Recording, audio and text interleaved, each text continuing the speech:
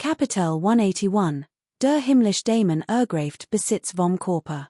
Übersetzer, Lone Walker. Lektorat, Mortal Sect Translation Team. Wenn das Amulet in Ordnung ist, solltest du mir doch sagen, worum es in der Mission geht, oder? Fragte Han Lee direkt, wann den heißen Brei herumzureden. Zuerst muss ich noch etwas überprüfen, bever ich dir die Mission zuweisen kann, wechselt der korpulente Ladenbesitzer das Thema. Was denn? Fragte Han Lee und runzelt leicht die Stirn. Zuerst muss ich den Kultivierungsniveau überprüfen, sicherzustellen, dass du die Mission erfüllen kannst, sagt der korpulente Ladenbesitzer und starrt Han Lee langsamen. Daraufhin konnte Han Lee sein Ohr nicht lange unterdrücken. Ein grüner Lichtschein umgab seinen Körper, entfesselt sofort sein Ohr des frühen Warren unsterblichen Reichs. Obwohl nur einen Horch davon freisetzt, war der korpulente Ladenbesitzer überrascht, sein Gesichtsausdruck veranderte sich schlagartig, geriet in Panik. Das Gesicht des Mannes lief hochroten, als kein Luft bekam. Han Lee zog daraufhin rasch sein Ohr zurück, und ein Anflug von Misstrauen huschte über sein Gesicht.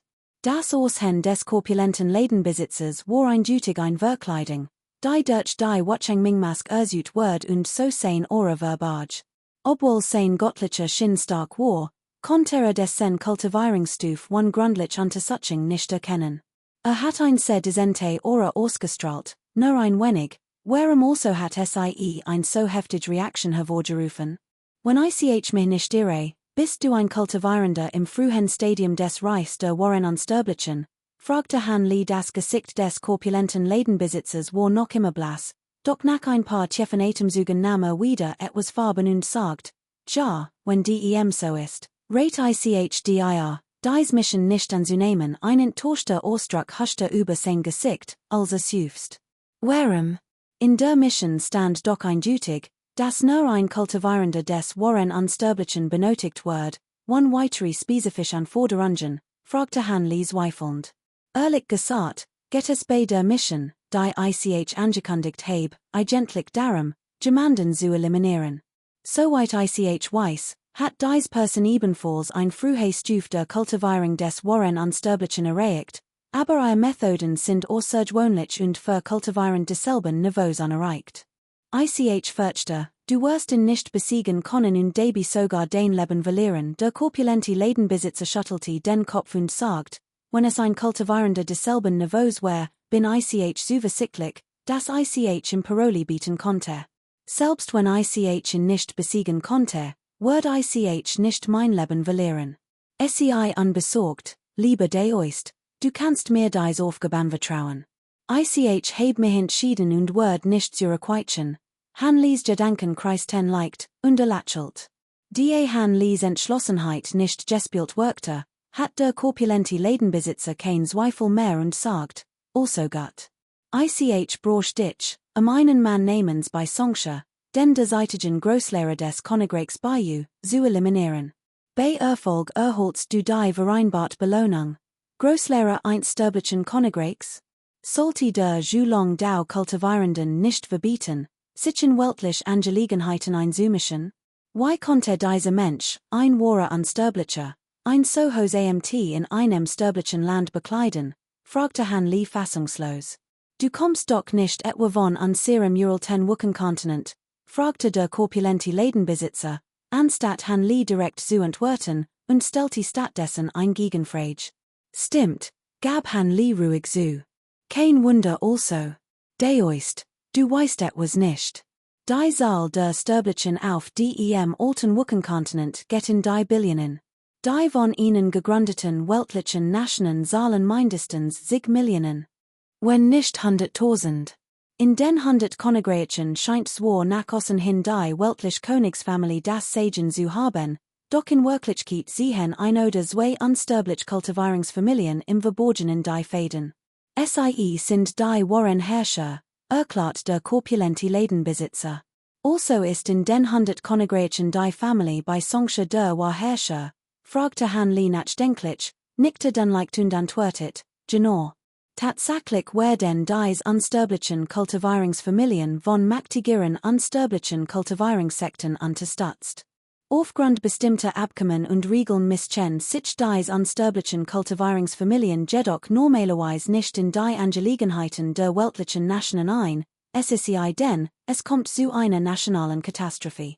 Daher schenken die sterblichen dem Einfluss der unsterblichen Kultivierungskraft wenig Beachtung der korpulente Ladenbesitzer nickte und sagt, wenn dem so ist, wird mein Angriff auf bei Sonche den nicht die Sekte, die unterstützt, provosieren? Es konnte sogar die Aufmerksamkeit von Long-Dau auf sich ziehen, Han Li sagt zweifelnd, was die sen Punkt betrifft, lieber deoist, seien sie unbesorgt.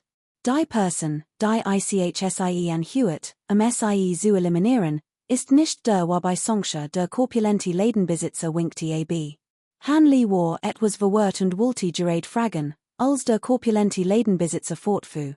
Die Person, die ICH ditcher Beseitigung angehewitt heb, ist in Wirklichkeit ein himmlischer Dämon des äußeren Reichs. Als bei Sonche sein Prüfung zum Aufstieg zur Unsterblichkeit durchmachte, nutzte dieser Dämon sein Schwach aus und bemächtigt sich seines Körpers. Dieser Dämon, der kein Aufmerksamkeit erregen will, besitzt eigentlich die Kultivierung eins waren Unsterblichen im frühen Stadium, unterdrückt sie aber auf das Reich des großen Aufstiegs, ich verstehe etwas nicht. Wenn es wirklich ein himmlischer Dämon wär, der Arge macht, würde natürlich heimlich handeln und nicht den geringsten Hinweis geben. Woher kannst du das so genau wissen? Fragte Han Li sternrunzelnd und unterbrach den dicken Ladenbesitzer. Das, der dicke Ladenbesitzer oft nicht den Mund, etwas zu sagen, bracht aber kein Wort heraus. Deoist, du musst es mir genau erklären, denn die Situation ist wirklich etwas verwirrend. Wenn du den Grund nicht klar erklären kannst, verseh mir bitte, dass ich es kaum glauben kann, sagt Han Li gleichgültig. Als der dicke Ladenbesitzer dies hört, senkt den Kopf und versank in tiefes Nachdenken. Lange Zeit schwieg Han Li drängte ihn nicht, sondern wartet geduldig. Nach einer Weile hob der dicke Ladenbesitzer langsam den Kopf, als hatte ein wichtige Entscheidung getroffen. Sein Blick wurde entschlossen. Legte sanft die Hand in sein Wangen, und ein grünes Licht flackerte auf und nahm ein grün Hasenkopfmaske ab. Nachdem die Maske verschwunden war, erstrahlt gleichzeitig ein schwarzes, versetztes grünes Licht auf dem Körper des dicken Ladenbesitzers. Der Körper des Mannes zuckte heftig, sein Teil wurde noch schmäler. Im Menü war der zuvor dicke Ladenbesitzer verschwunden und durch eine junge Frau von etwa 17 oder 18 Jahren ersetzt worden. Sie hat lange, geschwungen Wimpern, mandelformige Augen, schmäle Lippen, ein zarte Nase und ein wunderschönes Gesicht, das noch einen hochjugendlicher Anschuld ausstrahlt. Sie trug ein kurzes, hellrosa Kleid im Lotusmuster und wirkte rein, athrisch und unvergleichlich schon. Bei genorem hinterher kannte man jedoch einig Züge, die jugendlich Anschuld truppten und stattdessen einen Hoch von Trauer varieten. Han Li betrachtet die verwandelt Gestalt vor sich, sein Gesichtsausdruck unverändert, doch ein leichtes Unbehagen regte sich in ihm. Kapitel 182, Opfergabe in den Himmel. Übersetzer, Tui Fong. Redaction, Mortal Sect Translation Team. Aha, das erklärt also, warum du deinem Kultivierungsniveau der Allianz der Unvergänglichkeit beitreten konntest. Übrigens, du sagtest, dies Mask und Diocese Amulet seien Erbstück deiner Vorfahren. Han Li hort bei Su Yuans Erselung zu, nickte langsam und fragte weiter. Dies Mask gehort einem Vorfahren der Family bei, dem Unsterblichen, der den Rang 1 inneren Sektional Testen im Long-Dau innehat. Unsere Family bei verdankt es diesem Vorfahren, das war als Kultivierungsfamily das Königreich bei im Geheimen regieren. Und das Amulet gehort natürlich auch diesem Vorfahren, erklärt bei Su Yuan. Wenn dem so ist, warum gehst du denn nicht als Long-Dau, diesen unsterblichen Vorfahren zu finden und ihn zu bitten, diesen Himmelsdämon zu vernichten? Han Li hob like die Augenbrauen und fragte, mein Großvater erzählt, dass diese Vorfahr vor Tausenden von Jahren spurlos verschwand. Der Clan in St. Mehra all test im Integration Stadium, in zu suchen, doch auch sie verschwanden. Seitdem hat die Markt der Family bei allmalig nachgelassen. Deshalb war mein Großvater so begierig darauf, die Prüfung zum Waren Unsterblichen zu bestehen, Nurum dan von einem himmlischen Damen besessen zu werden bei zu Yuan sufst wiederholt. Im Moment kann ich den Wort nicht überprüfen. Wenn ich bei Songscher mit eigenen Organ sehe und tatsächlich von einem himmlischen Damen besessen ist, wird ich entscheiden, ob ich eingreife oder nicht. Hanli hort zu, dacht einen Moment nach und sagt dann, traut den Worten der jungen Frau nicht ganz. Sie war ein Kultivierend im fortgeschrittenen Stadium der nascent Soul, und doch hat sich so viel Jahr vor einem Warren Unsterblichen verstecken können. Das sagte, dass kein gewöhnlich Person war. Ein Gefühl der Unruhe beschlich in. Also Gott. Die Großzeremonie des Senja-Siegensapfers der 100 Königreich und den Himmel findet Anfang nächsten Monat statt. Dann wird der Kaiser die zivilen und militärischen Beamten zum Altar auf dem Berg Tai führen, das Opfer darzubringen. Bei Songscher, als Großmeister, wird natürlich begleiten müssen. Wir werden uns den Tab von der Stadt der Sterblichen befinden, so dass jede Einmischung nur minimal Auswirkungen haben wird, bei Su Yuan sogar einen Moment, bever sprach. Das ist Gott, Hanli nickte leicht, als sie als entschieden. Übrigens, why soll ich ditchen sprechen, Mitstreiter? Fragte bei Su Yuan mit lügtenden Augen. Li fei yu. Im östlichen Teil des Gebirges der 100 Königreich erheben sich die Berge majestatisch und die Landschaft ist wunderschön. Der Berg Tai, der höchste Gipfel des Gebirges, ist als östlicher Berg der göttlichen Musik bekannt und wird von den Bewohnern der 100 Königreich hochgewehrt. Der Legend nach stieg heuer am helllichten Tag ein wahrer Unsterblicher in den Himmel auf. Literaten und Dichter des Bayerreichs besuchten den Berg Tai oft und werfesten aufgrund dieser Legend Gedicht und Vers zu seinem Lob.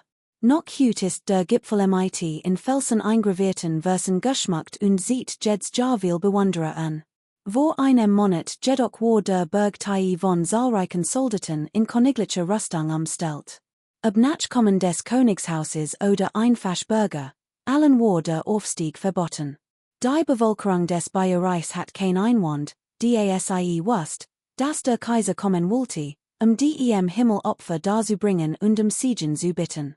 Obwohl der Berg Tai für die Segnungszeremonie zunächst abgesperrt war, strömten in den Tagen zuvor Menschen aus den umliegenden Bezirken in den Bezirk Dong Tai am Fuß des Berges und sorgten für ständiges Gedränge.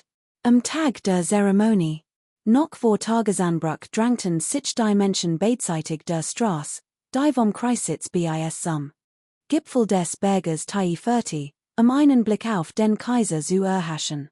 Als die Stund der Segnung gekommen war, fuhr die kaiserliche Kutsche mit dem Kaiser und seinen Beamten direkt vom Palast zum Kreisitz. Die kaiserliche Garde eskortiert die Kutsche Holt bis zum Gipfel des Berges Tai. Dort oben waren auf einem großen, leeren Runden Altar bereits Tische, Stühle und Weihrauchgefäß aufgestellt. Ein roter Seidenteppich lag auf dem Boden, flankiert von zahlreichen Beamten in Zeremonienroben. Ihr Gesichter waren von Ehrfurcht erfüllt, ihr Hand erwartungsvoll gefoltert. Inmitten der Mensch stand ein Beamter von schlichtem Aussehen mit herabhängenden Händen. Sein Blick suchte unentwegt die Umgebung ab. Dieser Mann war niemand anders als Han Li, verkleidet und versteckt. Bei Su Yuan hingegen hat sich anders tarnen lassen und hielt sich außerhalb des Altars auf. Nach kurzer Beobachtung entdeckt Han Li, dass sich neben den patrouillierenden Kultivierenden mehr als 10 Kultivierend der Stufen Nascent Soul und Foundation Establishment versteckt hielten. Der Reitenminister neben ihm war ein Kultivierender des Transformationsgarts.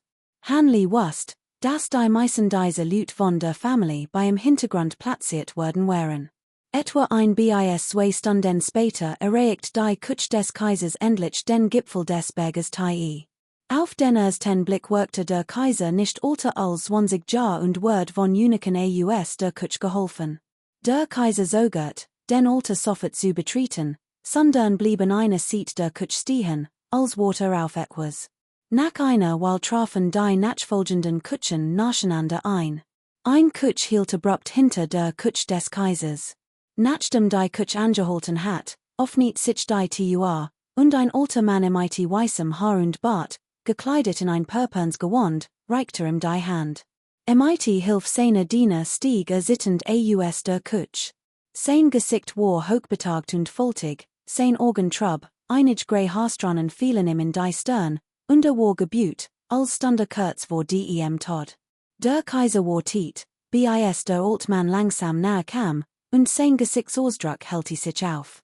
Schritt voran, dicht gefolgt vom alten Mann, sammelte, die übrigen zivilen und militärischen Beamten folgten ihm rasch. Han Lee, der in der Mensch untergetaucht war, so plötzlich einen blauen Lichtblitz in seinen Augen aufblitzen, bevor wieder verschwand.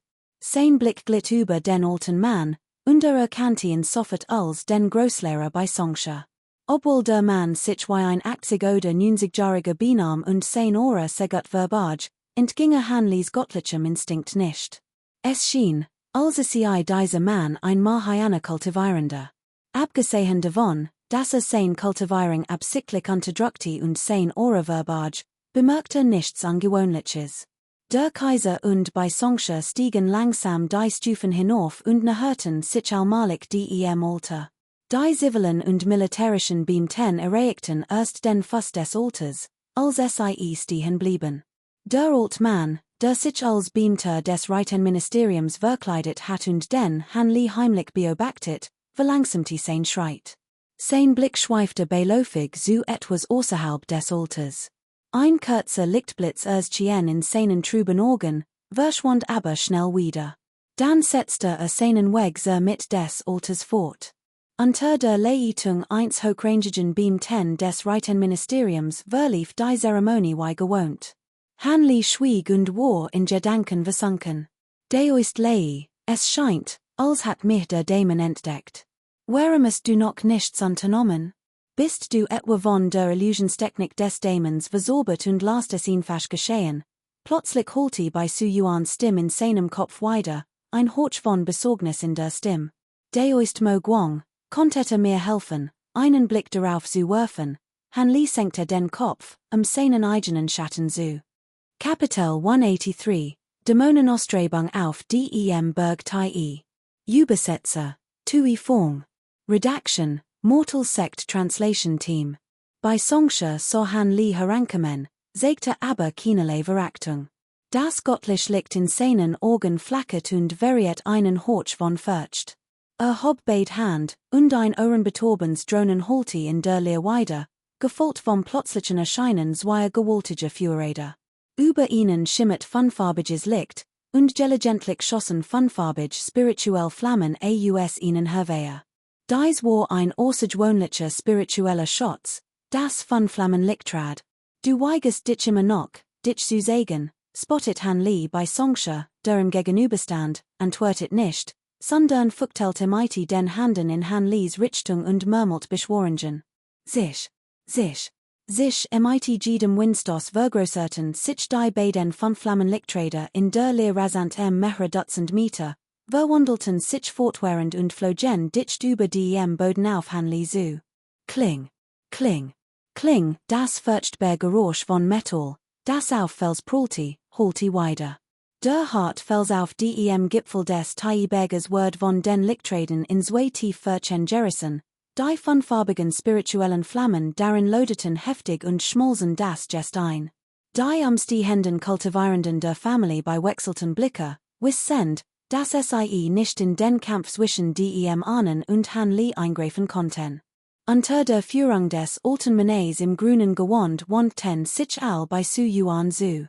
Bei Su Yuan hat natürlich nicht die Absicht, sich auf einen offenen Kampf einzulassen, sondern beschwor sofort zwei oder drei defensiv magisch Schatze und holte ihren Körper augenblicklich in Schichten feuriger Wolken. Which geschickt aus und zog ein Grupp Kultivierender der Familie Weiss in die Verfolgung. Außerdem war Status deutlich niedriger als der des alten Mannes im grünen Gewand, doch Talent war nicht zu verachten. MIT ihre fortgeschrittenen Transformations Gott Kultivierung konnte es problemlos MIT so weilen Gegner aufnehmen. Han Lee warf einen Blick auf die beiden sich ausbreitenden Lichtrader, one-orchner einen Versuch zu unternehmen, oder zu weichen. Stattdessen beugte sich vor, dreht sein Hand so dass goldene Schuppen zum Vorschein kämen, und streckte gleichzeitig beide Hand aus, zu tasten. In der Lehr erschienen zwei gewaltige Goldene Handphantome, die in die lodenden Flammen über den Lichttraden griffen und die 5 Flammenlichträder fest umfassen. Die 5 Flammenlichträder verlangsamten sich augenblicklich leicht und kämen dann abrupt zum Stehen. Als bei Songsche die so, verengten sich sein Pupillen leicht, sein Gesang holte weiter, und sein Hand formten schnell ein Handzeichen. Die zuvor verlangsamten 5 Flammenlichträder strahlten plötzlich heller.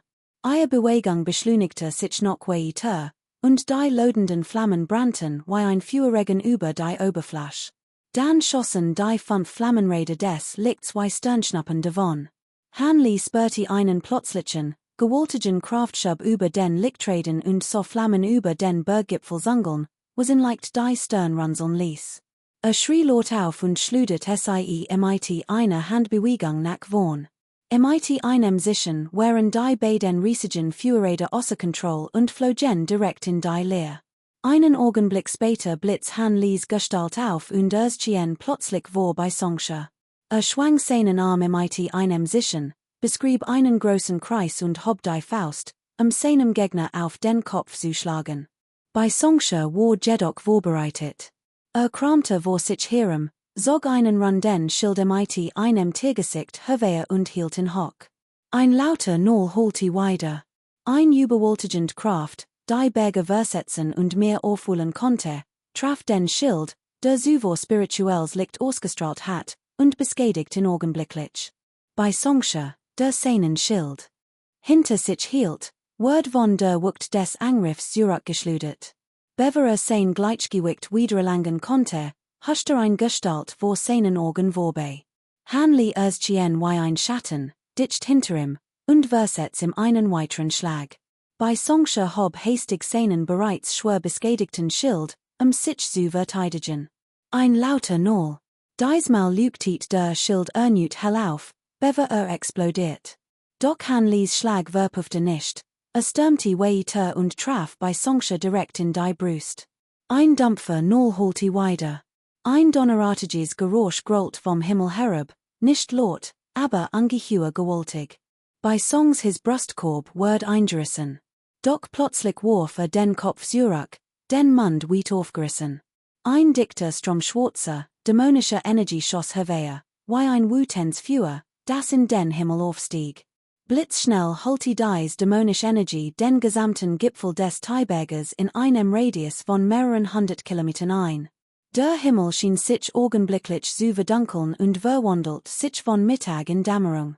Was geschieht hier? Holt Su Yuan, sind den Wort war. In diesem Moment hielten die Mitglieder der Familie bei, die bei Su Yuan noch immer angriffen, abrupt in.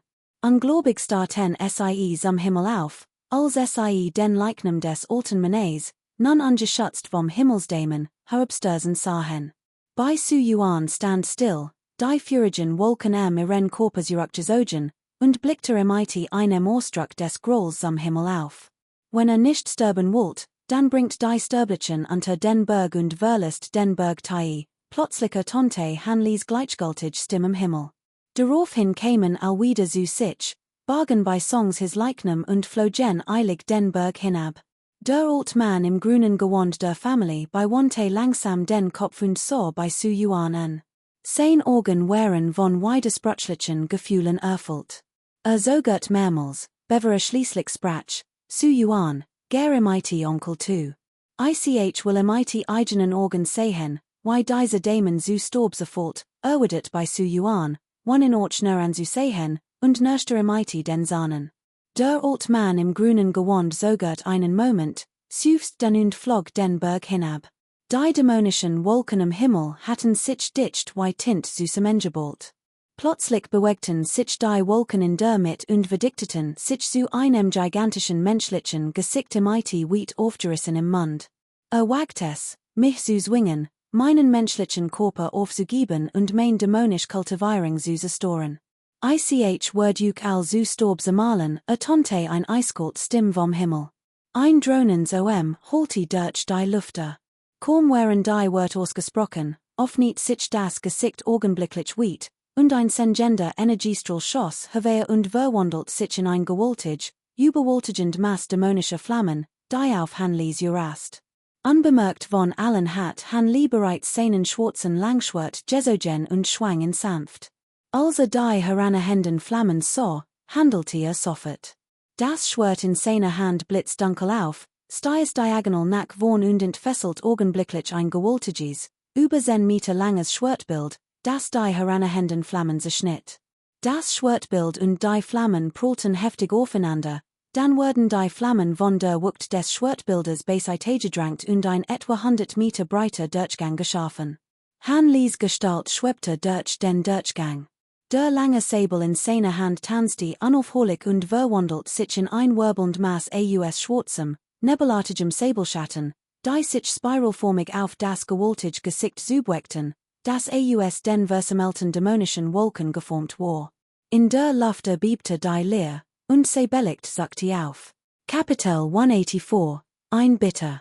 Übersetzer, Kubihu. Redaction, Mortal Sect Translation Team. Ein wie du wagtes, einen Pakt mit einem himmlischen Dämon zu schließen, sobald Mogwang Chien, blickte den schwarzen alten Boden und rief im Kalt zu. Der Schwarz alt erschrak augenblicklich zutiefst. Ein dunkles Licht blitz in seinem Körper auf, und sein Gestalt begen sich aufzulösen. Offenbar wollte sich in Nebel verwandeln und nicht fliehen. Lauf bis ans Ende der Welt rief Mogwang und ließ ihm kein Chance. Hob die Hand, und ein blendend schwarzes Licht ging von seiner Handfläche aus und verwandelt sich in ein großes, schwarzes, durchscheinendes Netz, das den in schwarzen Nebel verwandelten alten Einhalt und sich dann zusammensog. Nein, stonte der schwarze Nebel. Der Nebel im Netz zog sich zusammen und wand sich einen Moment lang, bevor sich wieder zu dem alten in der Mitverdichtet. Mogwang murmelt leise einige unhörbare Beschwörungen, ein schwarzes Licht blitz in seinen Augen auf, und öffnet den Mund und sog etwas ein.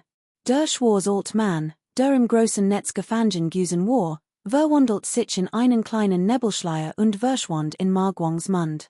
Auch die Hälfte der Überrest des Himmelsdämons auf der anderen Seite des Abgrunds konnte nicht entkommen und verwandelt sich ebenfalls in einen kleinen Nebelschleier, der von Mogwang eingesogen wird. Im einem lauten Null fiel das Speicherarmband des alten Mannes zu Boden. Gleichzeitig holt Han Lee die beiden Führer Geisterschatz zurück, die zuvor weggestoßen hat. Dann kehrte augenblicklich an seinen ursprünglichen Platz zurück.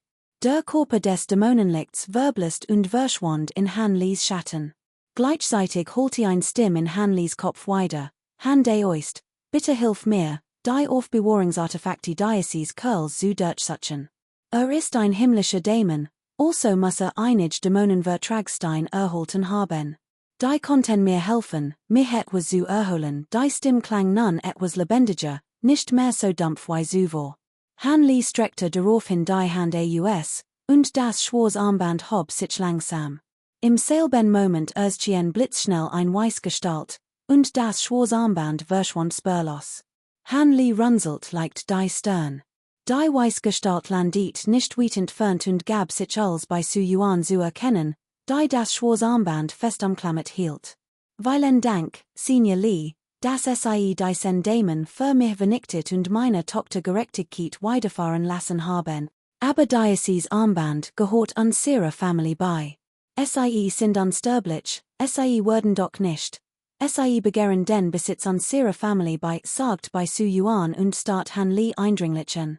Als das Mädchen sah, wie der schwarz gekleidet alt Mann, der als bei Songsche verkleidet war, auf der Stelle getötet wird, hält sich Gesichtsausdruck schlagartig auf. Sie atmet erleichtert auf und sagte selbst beim plötzlichen Erscheinen des Dämonenlichts kein Spur von Furcht. Freund bei, bitte versteh mich nicht falsch. Lee, wird nichts von dem Besitz deiner Familie bei Ruhren. Dieser Kerl ist jedoch ein himmlischer Dämon der äußeren Ebene, also muss dämonisch Vertragstein besitzen. Dieser Gegenstand ist mir sehr wichtig, daher hoffe ich, dass du, Freund bei, aufmerksam bist.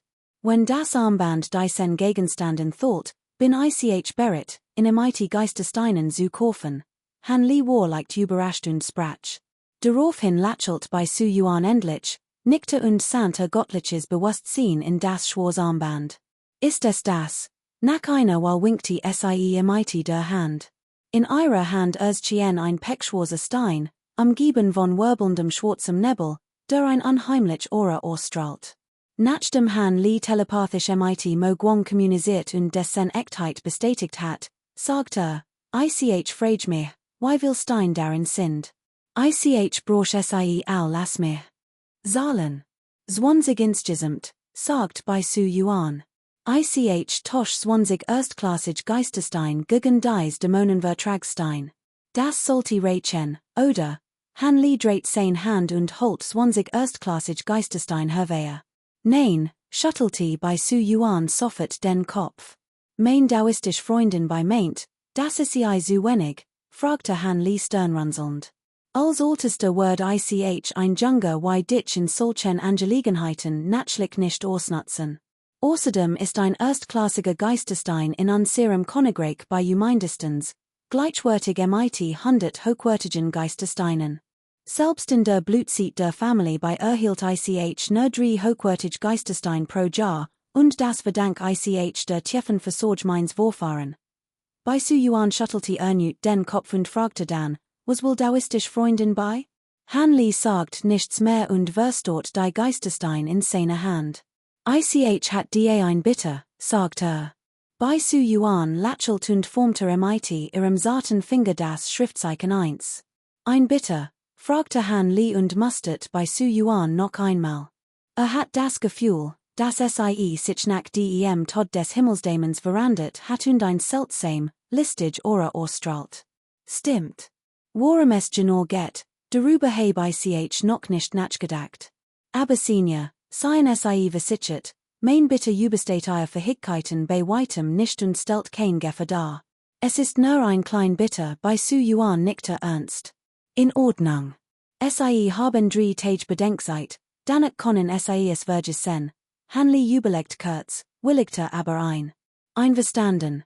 Bei Su Yuan lächelt freundlich, winkte ab und warf Han Li einen kleinen Beutel zu. Ich heb die mir anvertraut aufgebürfelt. Gebt mir die vereinbart Belohnung. Han Li nahm den Beutel und sagt, es gab hier wohin ein ziemliches Durcheinander. Wir müssen so schnell wie möglich weg. Seid versichert, Meister, wenn ich die aufgebürfel, die Belohnung zu geben, wird mich die Watchungssektor nicht angeschoren davonkommen lassen, selbst wenn mir das nicht übel nimmt, bei Su Yuan sprach uns winkert Han Li zu. Sofort danach, wenn Han Li's Antwort abzuwarten, verwandelt sich in einen weißen Lichtstrahl und flog in die Fern. Kapitel 185, Neuankömmling in Zhulongdao. Übersetzer, Kubihu and Doc Hon. Redaction, Pham Nan Tong Übersetzungsteam. Das Changming-Gebirge liegt in der spirituellen Ader des Kontinents und birgt daher eine immense Menge himmlischer und irdischer spiritueller Energie. Obwohl das Klima hier relativ kalt ist die Vegetation üppig, lebendig und voller Leben. Tief im Inneren des Gebirges leben unzählig spirituell Bestien und unsterblich Vogel, und viel spirituell Krauter und Halbpflanzen gedeihen praktisch. Das gesamte Gebirge erstreckt sich über unzählig Meilen und bedeckt fast die Hälfte des alten Wickenkontinents. Die Berge sind zumeist majestätisch und hochaufragend und ragen steil in den Himmel. Ihr Gipfel sind das ganz Jahr über in grünen Nebel gehüllt, der sie mal erscheinen, mal verschwinden lässt und so zu ihrem geheimnisvollen Erscheinungsbild beitrat. Das ganz Jahr über ertönen aus verschiedenen Teilen des Gebirges seltsam, glockenähnlich klang. Daher tragt Diocese Gebirge den Namen Changmin. Eine Legend zufolge entsteht Diocese seltsam Echo durch die einzigartige Beschaffenheit des Untergrunds unter dem Berg, verursacht durch Vibrationen der Erdkrust. Obwohl das Changming-Gebirge berühmt ist, genius die dort ansässige Zhulongdao-Sektor einen noch größeren Rufund ist im gesamten nördlichen Hanreich bekannt. Zhulongdao blickt auf ein lange Geschichte Zürich und ist ein der ältesten Sekten im nördlichen Hanreich. Ihr Gründer ist Zhulongzhenren. Seit ihrer Gründung ist Zhulongdao die führende Sektor, die den alten Wickenkontinent dominiert, geblieben und hat sich stetig weiterentwickelt. Ihr Einfluss erstreckt sich über den gesamten Kontinent, und sie hat unzählig herausragende Stühle hervorgebracht. Im gesamten nördlichen Hanreich zählt sie zu den mächtigsten Sekten. An einem Ort im Chungming-Gebirge erhebt sich majestatisch ein Gipfel nahe dem Rand des Gebirges. Dieser Berg ragt bis in die Wolken, und inmitten seines Hangs erstreckt sich ein weiter, eben Flash, die in einen unglaublich großen Hof aus weißem Jade verwandelt wird. Jeds der hohen Gebäude hier ist überwiegend weiß und strahlt so hell, dass sie aus Hunderten von Kilometern Entfernung deutlich sichtbar sind. Dies ist das Bergtor für die äußeren Angelegenheiten des Zhuangdao und wird seit jeher als Empfangsort für Besucher genutzt. Besucher, Menschen, die kommen, sich zu erkundigen oder Informationen zu erhalten. Es gibt Dutzend solcher Orte im Chungming-Gebirge. Dies ist lediglich ein Maßnahme, die der Ruf des Zhuangdao so groß ist, dass unzählige Menschen kommen, im ihre Ehrerbietung zu erweisen. In diesem Moment standen mehrere Jünger des Zhuangdao in weißen Gewanden im Empfangspavillen auf dem Platz und unterhielten sich. Dies Männer besaßen ein Beachtliche Kultivierung, im Stadium der Nazierenden Ziel. Jeder ihrer Armel war mit einem langgestreckten, zweiflügeligen, gehornten Drachen bestickt. Wie viel Besucher hatten wir in den letzten Tagen? Schon 25. Die können wir nichts mädchen. Der Ruf des Zhuangdao ist einfach so groß, fragte ein großer, schlanker junger Mann lächelnd. Der etwas füllige Mann neben ihm kichert, sein Gesicht strahlte vor Stolz. Dieser Empfang ist wirklich langweilig. Hoffentlich geht dies schickt schnell vorbei. Ein schöne Jungfrau mit violettem Haar und anmutiger Figur sagte mit einem Anflug von Unzufriedenheit. Schwesterchens Kultivierung hat den Höhepunkt des Transformations Gottreichs erreicht, und sie wird als nächstes versuchen, in das Lehren Veridelungsreich aufzustigen. Hier Dienst zu haben, ist wirklich unpraktisch. Ich frage mich, wie Gott Schwesterchen vorbereitet ist. Der groß, schlank Young Mann lacht und fragte, ich heb mich ein wenig vorbereitet.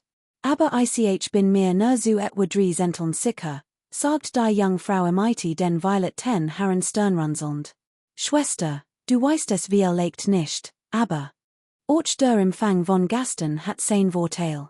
Wenn du einige erfahrene Experten triffst und ihnen Gott behilflich bist, bieten sie dir vielleicht großzügig Geistesteinen. Besonders mit deiner Schönheit stehen den Chancen sogar besser als an sehr, der etwas füllig Mann lächelt und fragte, wirklich, die Augen des Mädchens mit den violetten Herren leuchteten auf. In diesem Moment erschien außerhalb des Chungming-Gebirges am fernen Horizont ein weißer Lichtpunkt, der mit unglaublicher Geschwindigkeit auf sie zurast, ein Lichtstrahl. Augenblicklich näherte sich dem Gebirge, und ein weißes Jadeschiff erschien. 2 Personen, ein Mann und eine Frau, standen auf dem Jadeschiff. Der Mann war ein Mann mittleren Alters mit fahler Haut, die Frau eine junge Frau in ihren besten Jahren, die ein langes, schneeweißes Kleid trug und von anmutiger Schönheit war. Es waren Han Li und Bai Su Yuan. Nach mehreren Jahren waren sie endlich in die Ort gelangt. Dies ist das Chungming-Gebirge, die spirituelle Energie des Himmels und der Erde ist hier wahrlich im Überfluss vorhanden. Han Li blickte auf die vor ihm liegende Bergkette und nickte. Ein vertraumter, leicht aufgeregter Ausdruck huschte über bei Su Yuans Augen. Sie atmet tief durch und fast sich schnell wieder. Han Li stieg nicht sofort ab, sein Gesichtsausdruck wirkte nachdenklich.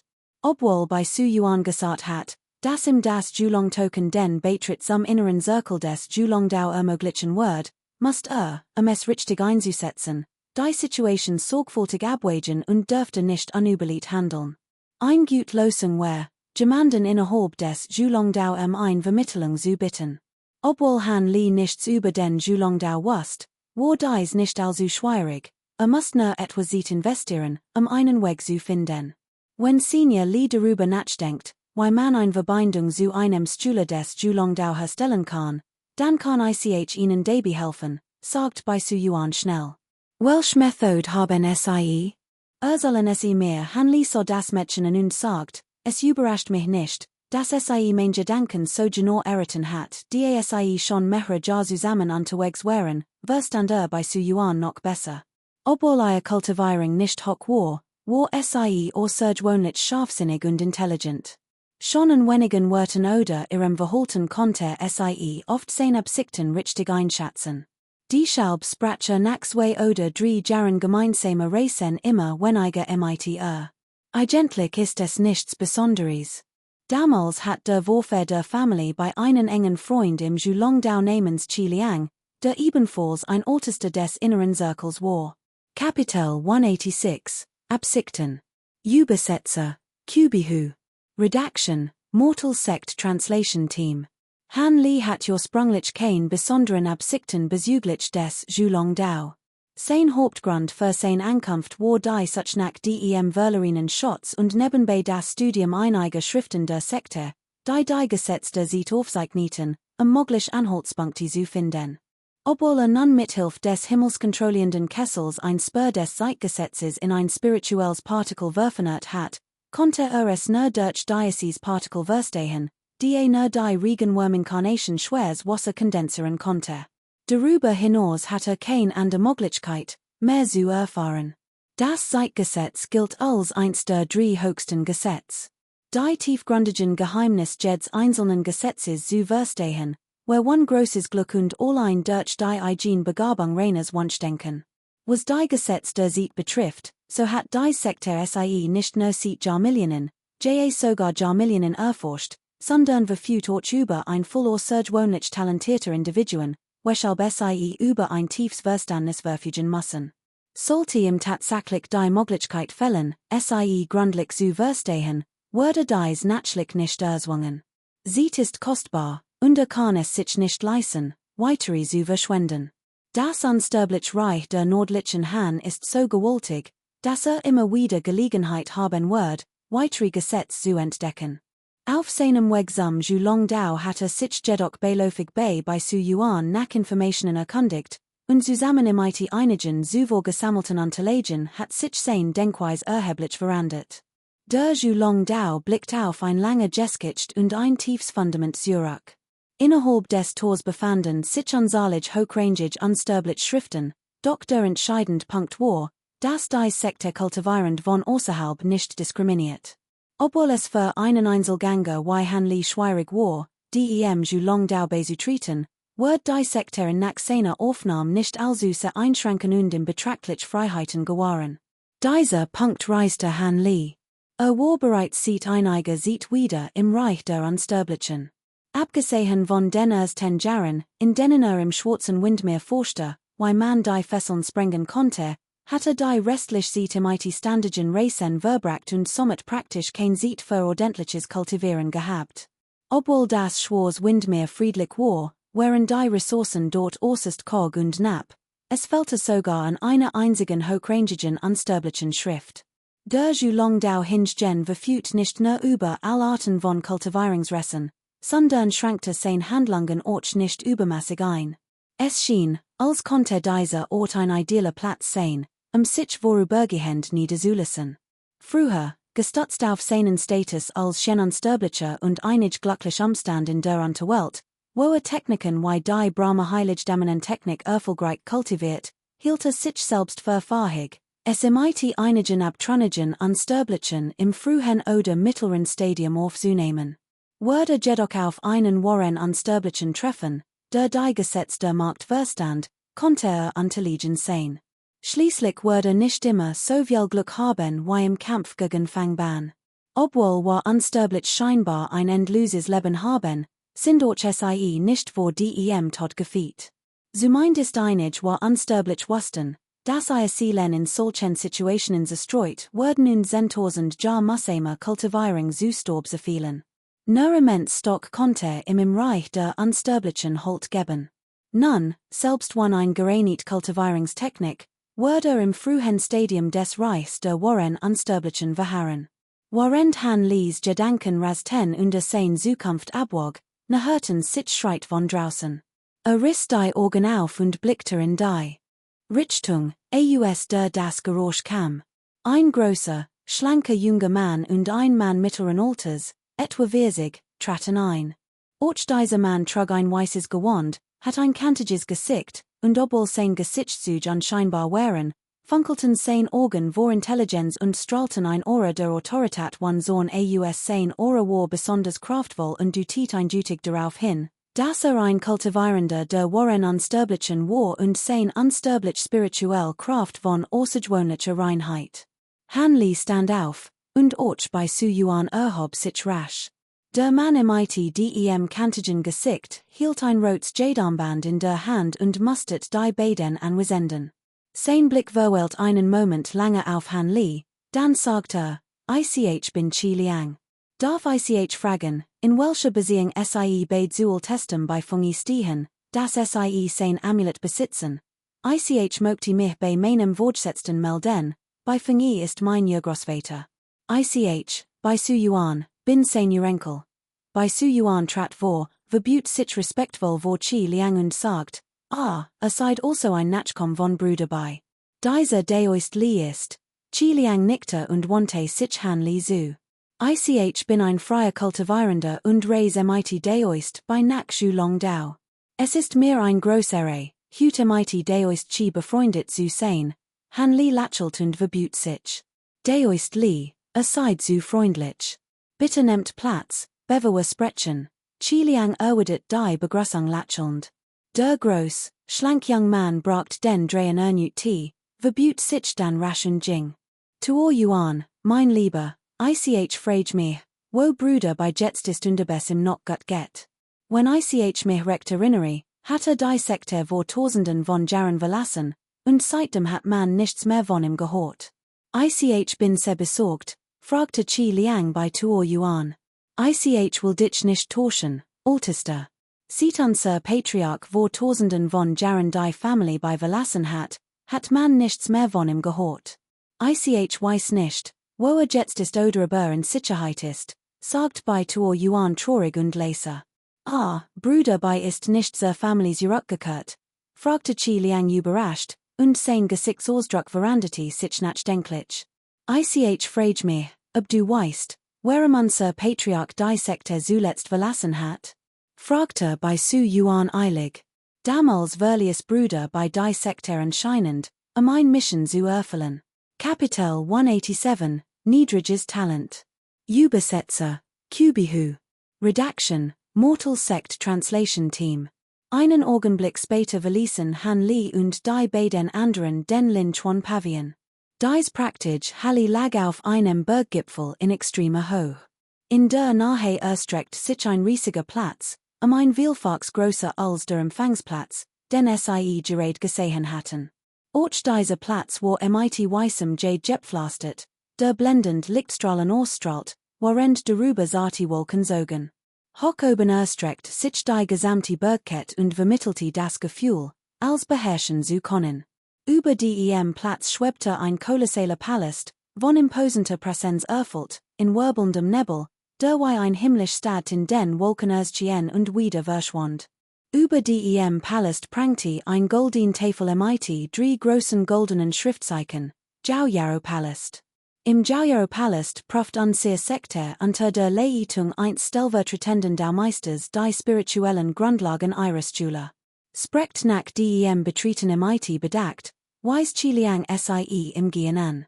Hanli hort dies und sein Augen zuckten leicht. So weiter wust, unterscheid sich der Zhulongdao von gewöhnlichen Sekten. Innerhalb der Sekte gab es keinen Sektenmeister, sondern Dresendao Herren der Stufe des goldenen Unsterblichen Dao wechselten sich in der Leitung ab. Unter den Dao Herren standen 36 stellvertretend Dao Herren, von denen jeder die höchste Stufe der Kultivierung wahrer Unsterblicher erreicht haben soll.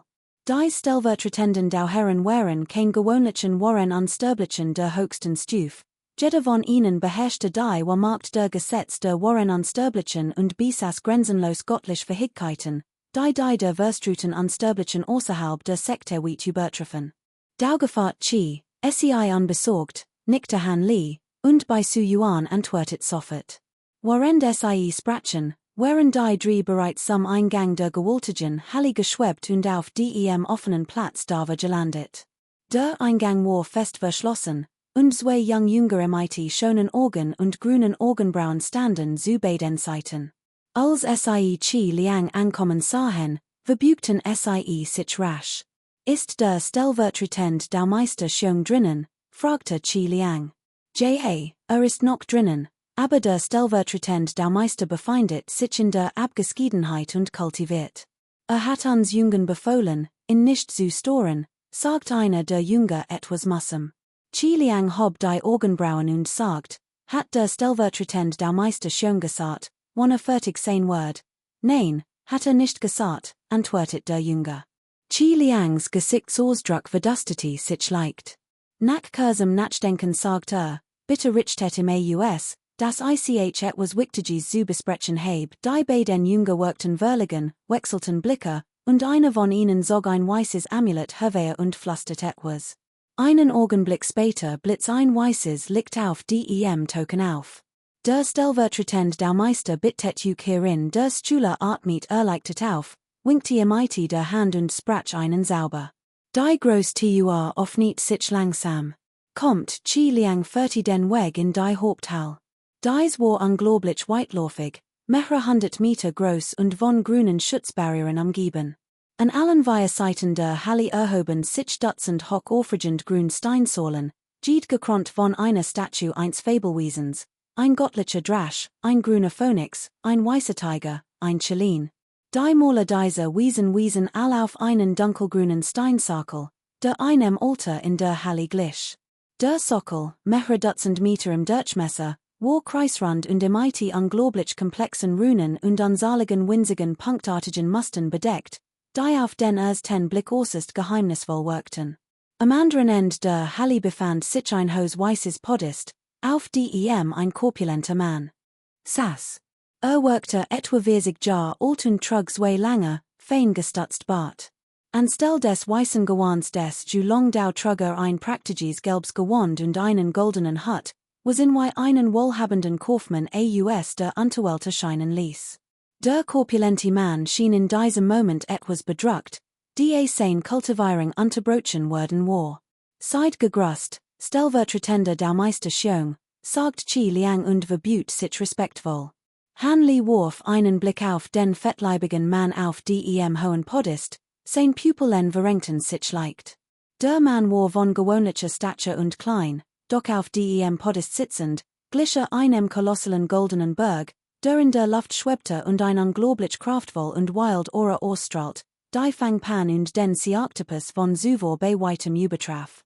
Innerlich rief aus, erstaunlich und verbot sich zusammen mit bei Su Yuan neben ihm und Liang. Altester was ist denn so dringend, dass du ausgerechnet jetzt kommst, wo ich mich zum Studium zurückgezogen habe? Der korpulente Mann blickte weder Han Li noch bei Su Yuan an, sondern wandte sich direkt in Liang. Die Storing der Kultivierung des Stellvertretenden Baumeisters Xiong hat in der Tat einen Grund.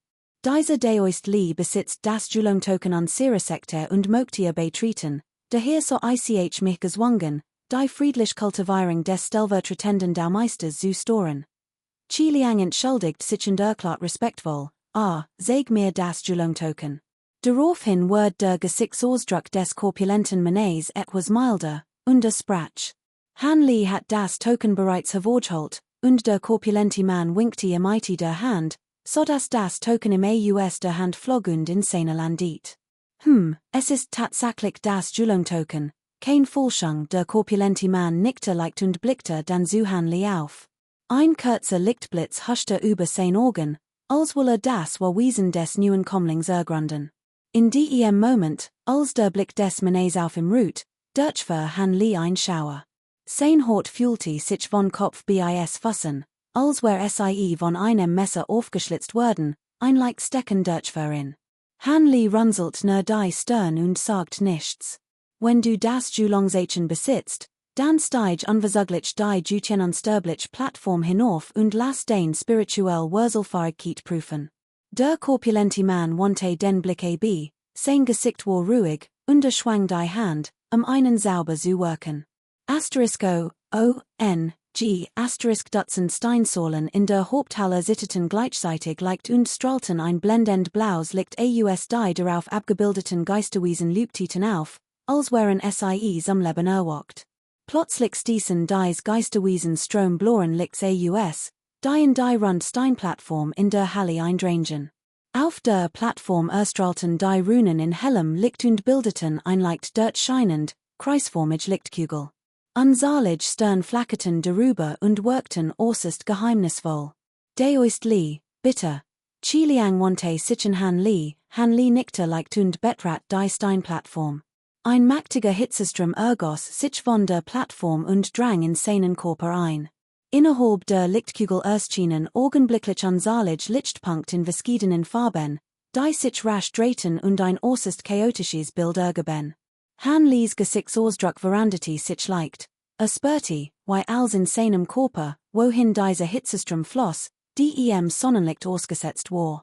Ein Hitzestrom ergoss sich plötzlich in die Nähe seines Kopfs und drang den Imite Wuchten hinein. Han Li erschrak, seine enorm spirituelle Kraft schrumpfte augenblicklich mehr als die Hälfte und war fast vernachlässigbar, nur noch ein oder zwei Zentel seiner ursprünglichen Kraft blieben übrig. Der Hitzestrom strömt in seinem Kopf, entwich dann rasch, zirkuliert weiter in seinem Körper. Kreister erneut und floss schließlich zurück zur Steinplattform. Dort lost sich die Lichtkugel auf, doch die unsaligen Runen verschwanden nicht im ITR, sondern verdikteten sich in ein. Kapitel 188, der Goldene Unsterblich nimmt einen Schüler an. Übersetzer, Doc Hon. Lektorat, Pham Nan Tong Übersetzungsteam. Bei Su Yuan, dein Talent ist außergewöhnlich. Du musst nicht wie die anderen Schüler als äußere Schüler beginnen. Ich frage dich noch einmal, möchtest du mein Schüler werden und direkt ein wahrer Schüler des du long da werden, sagt der korpulente Mann mit warmer Stimme. Bei Su Yuan riss den Mund auf, so überrascht war dass sprachlos war. Xiong Shan, du kultivierst die Gesetz des goldenen Elements, und dieses Kind, das den Mundblumen unsterblichen Körper besitzt, ist nicht für dich geeignet. Warum lässt du mich nicht stattdessen unterrichten? Ein leises, ätherisches Geräusch holte plötzlich in der Haupthalle weiter, wie sanfte Wellen, die sich ausbreiteten und die Ohren der Anwesenden erregten. Beim Klang dieses Geräusches fühlte sich Han Li, als wäre in einen Blumenstrauß gefallen. Der betörend Duft strömt ihm direkt in die Nase und ließ ihn in eintauschen wollen. Doch in diesem Moment durchfuhr in ein gewaltiges göttliches Bewusstsein, und erholt sich augenblicklich. Der Gesichtsausdruck des korpulenten Mannes veranderte sich, ein kurzer Sonnenblitz in seinen Augen auf, doch fasst sich schnell wieder. In diesem Augenblick erschien aus der Leer der Haupthalle ein blendend weißes Licht, die man unmöglich direkt in die Augen schauen konnte. Han Li kniff die Augen zusammen und hob schnell die Hand, sein Gesicht zu schützen. Augenblicklich verschwand das weiße Licht, und eine junge Frau in Palastkleidung erschien auf dem Steinpodest. Sie schien in ihren 30ern zu sein, mit einem ovalen Gesicht, wunderschönen Zügen und besonderen Augen. Schneeweißes Gewand schmiegt sich in ihre Figur und enthüllt ein verführerisch und ansehende Gestalt. Die weißgewandet Frau verströmt einen fesselnden und zugleich furchterregenden Charme. Ein Stirnrunzeln oder ein Lächeln wirkte wie ein Frühlingsbreis und erzeugt ein unwiderstehliche Illusion, die einen tief in ihren Bann zog. Han Li war für einen Blick zu, sein Herz zuckte unwillkürlich zusammen. Sofort wandte den Blick wagte es nicht, lange hinzusehen, und konzentriert sich insgeheim auf sein göttliche Kraft. Ein Welle des Bewusstseins durchströmt augenblicklich seinen Körper und ließ das seltsame Gefühl langsam verschwinden. Seid gegrüßt, der Meisterin Yun, der korpulente Mann verbot sich respektvoll. Han Li, der zuvor etwas besorgt gewesen war, entspannte sich augenblicklich. Es stellte sich heraus, dass dies weißgewandete Frau ein der Dresen der Meisterinnen des Julongdau auf dem Niveau der goldenen Unsterblichen war, kein Wunder, dass sie einen so furchterregenden Charme besaß.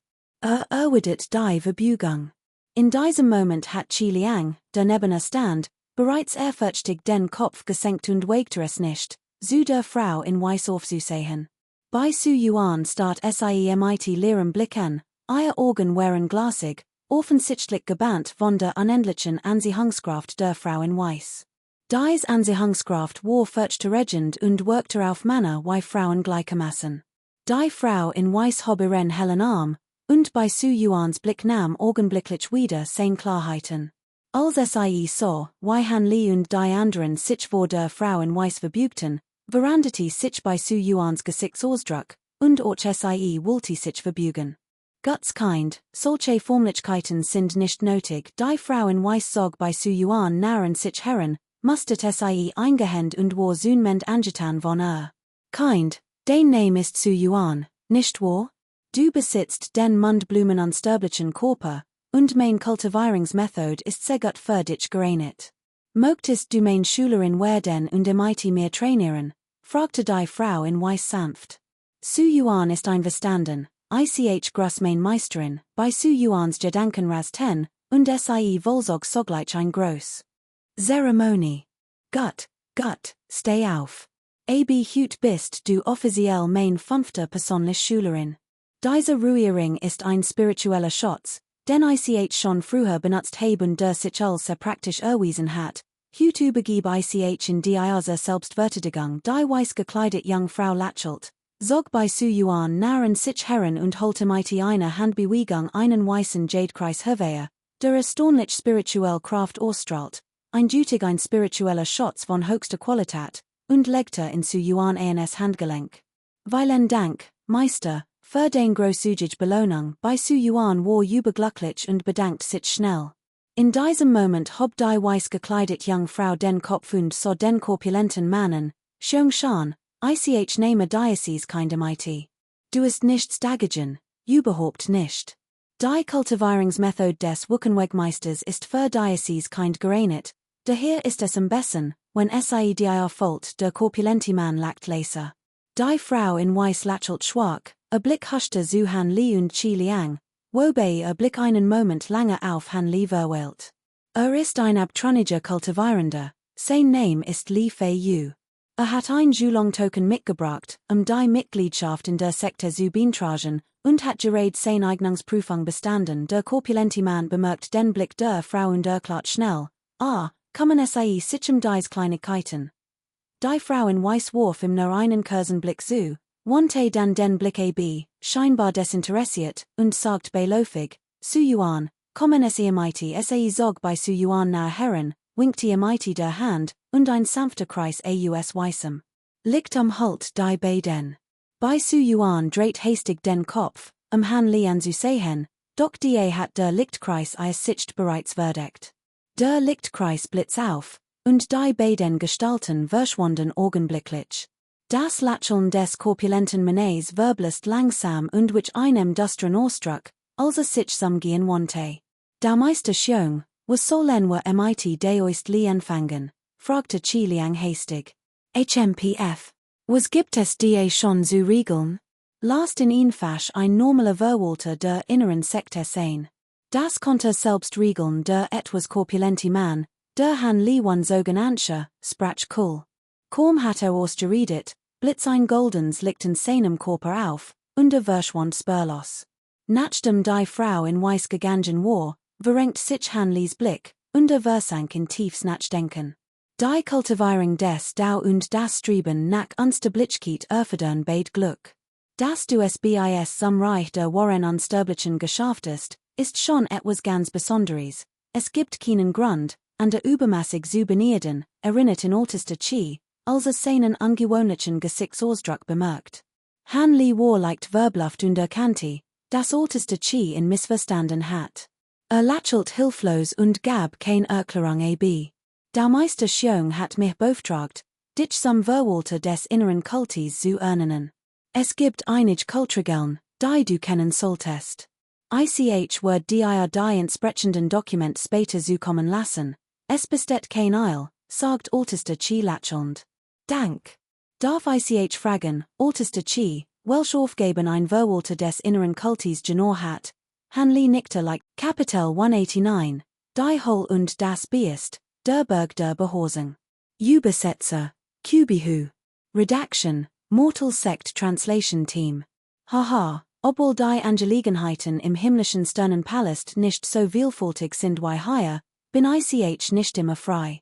Wie kann ich einfach gehen, wann immer ich will? Hüt tritt ältester Li Fei Yu unsere Sekte bei, die shall bring ich in Zuyuk, damit sich registrieren kann, und heb praktischerweise einen Berg als sein Holenwohnung ausgewählt, sagt Qi Liang lachend. Also gut. Ich wird mich nicht trauen, Das ist Älteste Li. Ich bin Yuxian Sheng, der Zeitiger Älteste des Woktopalasts. Ich Word Ältesten Li im Register Eintragen Älteste U warf han Li einen Blick zu und lächelt. Dank, Älteste U, bedankt sich han Li schnell. Yuxian Sheng wedelte mit dem Armel, schnippte mit dem Handgelenk und zog einen Virgelditen, mit Jade besetzten Pinsel hervor. Dann ging zum Tisch und schrieb eilig in ein dickes Buch, das in einem schwachen Licht schimmert. Ob Älteste Li wohl sein Ältesten Pflichten für die nächsten 100 Jahre gewollt hat, fragte Nach kurzem Schreiben hielt in, blickte auf und fragte, ich habe mich entschieden, drei gewöhnlich Diakonenpflichten zu erfüllen, sagt han Li direkt. Yuxian Sheng schien dies gehen zu haben, nickte und schrieb weiter. Die Registrierung ist abgeschlossen. Gemäß den Regeln der Sekte kann jeder Älteste der inneren Sekte und jeder was Schule einen Berg innerhalb der Sekte besitzen. Nun kann sich Älteste Li einen Berg aussichern und dort sein Hohlenwohnung errichten, nach einem Moment stand auf und sagt, damit wedelte mit dem Armel. Ein grüner Heiligenschein erschien, und ein über einen Meter langer Jade-Roll materialisiert sich vor ihm. Sofort darauf strahlte ein helles grünes Licht von der Jade-Roll aus, die sich langsam entfaltet und ein weitläufiges Landschaftsgemälde entfällt. Han Lis Blick fiel darauf, bemerkt die filigranen Linien und komplexen Muster, überall waren Berge und Fluss. Auf den ersten Blick empfand den Pinselstrich lediglich als angebandigt, nicht sonderlich beeindruckend. Doch als sein Blick einen Moment auf einem Berg verweilt, vergrößert sich das Bild des Orts augenblicklich und wird lebendig, als wird das Gemälde die ihn direkt vor seinen Augen darstellen. Han Li staunte innerlich über die ungewöhnliche Darstellung. Dies ist das Gemälde zwischen Geistberg und Fluss, das mir die physische Form der Fluss und Berge im Zhongming-Gebirge sieht. Die Diözesgebiet jedoch riesig ist, sehen sie nur einen Teil davon. Mehr zu sehen, müssen sie es weiter ausdehnen, erklärt Yuxian Sheng lächelnd. Dann schnippte mit dem Handgelenk, und das Bild im Gemälde begann sich langsam zurückzubewegen und gab weitere Fluss und Berge preis. Je mehr Bereich sichtbar werden, desto mehr erkannte han Li die verschiedenen Regionen im Gemälde. Das Gemälde weist verschiedene Hintergrundfarben auf, mal blau, mal grün, mal goldgelb, und in manchen Stellen wirkt es, als es sie Tint verschüttet werden und ein pechschwarz Flash. Doch selbst bei langerem Betrachten wirken manche Bereiche nicht realistisch. Warum sind die Hintergrundfarben dieser Bereich so unterschiedlich? Haben sie verschiedene Bedeutungen? Fragte han Li zweifelnd. Genau. Die gelben Bereich im Gemälde stellen wichtige Berggipfel dar, auf denen sich die Haupttempel der Sekte befinden, vorwiegend im Zentrum des Zhongming-Gebirges, wie der Zhaoyao-Tempel, der Tempel der Kraftübertragung und der Tempel des Schöpfungsschutzes, all in diesem Gebiet. Die äußeren silbernen Bereich sind die Hohlenwohnungen der Warren Jünger, erklärt Yuxian Sheng. Damit winkte mit der Hand. Das Bild im Gemälde schnellt nach rechts und blieb in einem blauen Bereich stehen. Wohin hat ein Deoist das Grüngebiet westlich des Gebirges gesehen? Das ist das Gebiet der Hohlenwohnungen der ältesten und äußeren Jünger. Dieses Blaugebiet im Osten ist das Gebiet der Hohlenwohnungen der inneren Jünger. Die grauen Gebiet sind der Schneefallwald, das Namenlos Tal, die Trainingsgeland der Sekte. Normalerweise sind dies Ort abgeriegelt, außer in besonderen Fällen, für Yuxian Sheng fort. Und was ist mit den schwarzen Gebieten? Konnten das die verborgenen Bereich der Sekte sein? Fragte han Li zweifelnd. Yuxian Sheng warf ihm einen Blick zu, nickte dann und sagt, genau. Neben dem Daumeister und dem stellvertretenden Daumeister sind nur wenig Colonel-Test und war Jünger berechtigt, dies Ort zu betreten. Normalerweise gibt es dort stark Sicherheitsvorkehrungen, und man wird entdeckt, bevor man sich ihnen überhaupt nähert. Ein versehentliches Eindringen ist also unmöglich, so ist das also. Ich bin new hier und kenn mich in der Sekte noch nicht aus angesichts der gewaltigen Berge bin ich wirklich überwältigt. Konnte Älteste mir ein paar Ort empfehlen? Fragte han Li lächelnd. Natürlich, nickte Yuxian Sheng. Dann winkte ein zweites Mal mit der Hand. Die Jadroll auf der Oberfläche beschleunigte sich plötzlich und schob sich augenblicklich mehr als 10 Meter zurück, wodurch mehrere hochaufregend Berge sichtbar wurden, die bis in die Wolken reichten. Dieser Jungfernberg umfasst nur ein Fläche von 200.000 Quadratmeilen, besitzt aber ein spirituell Quell von extrem hoher Qualität. Gut, imite diesem Berg lässt sich sicherlich die spirituelle Energie von Himmel und Erde sammeln, und ist auch ein selten Hol der Unsterblichen. Etwa 500.000 Quadratmeilen vom Jungfernberg entfernt befindet sich ein weiterer Berg, der etwas größer ist, aber kein spirituell Quell besitzt, sagt Yuxian Sheng und dutit auf die beiden Berge. Ob es hier ein spirituell Quell gibt oder nicht, ist unerheblich. Gibt es einen etwas ruhigeren Berg, fragte Han Li. Yuxian Sheng dacht einen Moment nach und winkte den erneut. Das Gemälde glitt augenblicklich fast 30 Meter zurück und blieb stehen. Dies ist der Luoher Berg. Liegt relativ abgelegen und ist von einem niedrigen Gebirgszug umgeben. Soweit ich mich erinnere, hat hier noch nie ein Ältester gelebt. Es gibt viel Ebenen und Täler in der Umgebung, was in viel ruhiger macht als die anderen Berge. Wenn Ältester Li diesen Berg wollt, muss sich selbst ein New Höhlenbehausung bohren, sagt Yuxian Sheng und dutit auf das Gemälde. Han Lis Blick folgte seinem Finger und verweilt dann einen Moment auf dem einsamen Berg im Gemälde. Sagt immer noch nichts, schien immer noch etwas unzufrieden. Schon gut, suchen wir weiter, sagt Yuxian Sheng und blickte Qi Liang an, der schweigend neben ihm stand. Dann fuhr fort, die Bildroll zu bearbeiten und Han Li weitere Berge vorzuschlagen. Nach einer Weile, als Ältester Yusunmend ungeduldig wurde, fiel Han Lis Blick plötzlich auf ein Eck des Bilds, wo direkt auf einen einsamen Berg zeigte und fragte, Ältester kann ich diesen Ort wählen? Du willst diesen roten Flussberg? Fragte Qi Liang mit einem seltsamen Ausdruck im Gesicht. Was ist los? Ist etwas daran auszusetzen, diesen Berggipfel zu wählen? Fragte Han Li, der Qi Liangs Reaktion bemerkt. Nichts ist unpassend. Dieser Berg war einst die Höhlenwohnung des Feuerverfeinerungsältesten. Nachdem dieser deoist gefallen war, wurde verlassen. Wenn du diesen Ort wählen willst, ist es sogar sehr gut geeignet. Es gibt dort viel Hauptpflanzengarten, Tierhege, Höhlen und Wohnhäuser. Du musst in nur ein wenig aufräumen. Später, wenn wir nach Kochbolin racen, wollte einig Begleiter aus und übergebt ihnen die Aufgabe, Qi Liangs Antwort abzuwarten. Nutzte Yuxian Sheng die Gelegenheit zur Erklärung. Han Lis Hers regte sich leicht, doch sagt nichts weiter, sondern bedankt sich nur und nannte diesen. Kapitel 190. Die Schrift des formlosen Warren Rads. Übersetzer, Kubihu. Bearbeiter, Übersetzungsteam der Sterblichen Sekte. Haha, wenn dem so ist, nehme ich ältesten Li zuerst mit auf einen Ausflug zum Bergulung als Qi Liang Han Lis Wort hort, lachte herzlich und sagt, ich habe ältesten Qi Hut schon genig Mühe bereitet.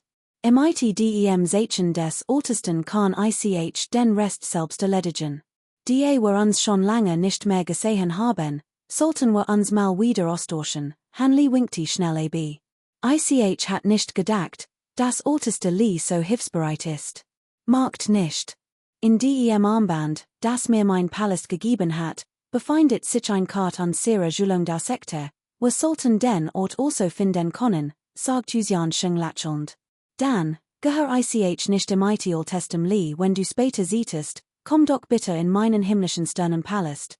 Qi Liang zögert kurz, bevor antwortet, selbstverständlich, Han Li faltet die Hand zum Gruss und verabschiedet sich von den beiden Mannen.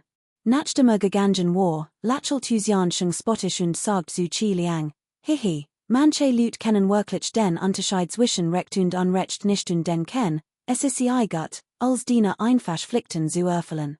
Erst wenn sie die bittere Wahrheit erfahren, werden sie begreifen, dass der Schutz einer Halle wieder ansieren, dort in Ruhe kultivieren zu können, der Weg ist. Qi Liang lächelt nur leicht, wenn Zustimmen oder zu widersprechen. Han Li verließ derweil die Haupthalle und ging direkt auf den Platz darüber. Holte mit einer Handbewegung die Karte der Julong Sekte ausdem Speichering, den im Älteste gegeben hat. Nachdem sie ein Weile sorgfältig betrachtet hat, steckte sie zurück. Dan Holter MIT eine weiteren Handbewegung einen Jadestreifen Herveher, der ein Zusammenfassung der Lage jeder Halle in Long thielt, und klebte in sichen die Stern. Nach einem Moment nahm den Jadestreifen wieder ab und blickte auf. Ein blendendes Licht traf ihn plötzlich, sein Körper erhob sich abrupt vom Boden und verwandelt sich in einen purpurroten Schwanenstreifen, der davonflog.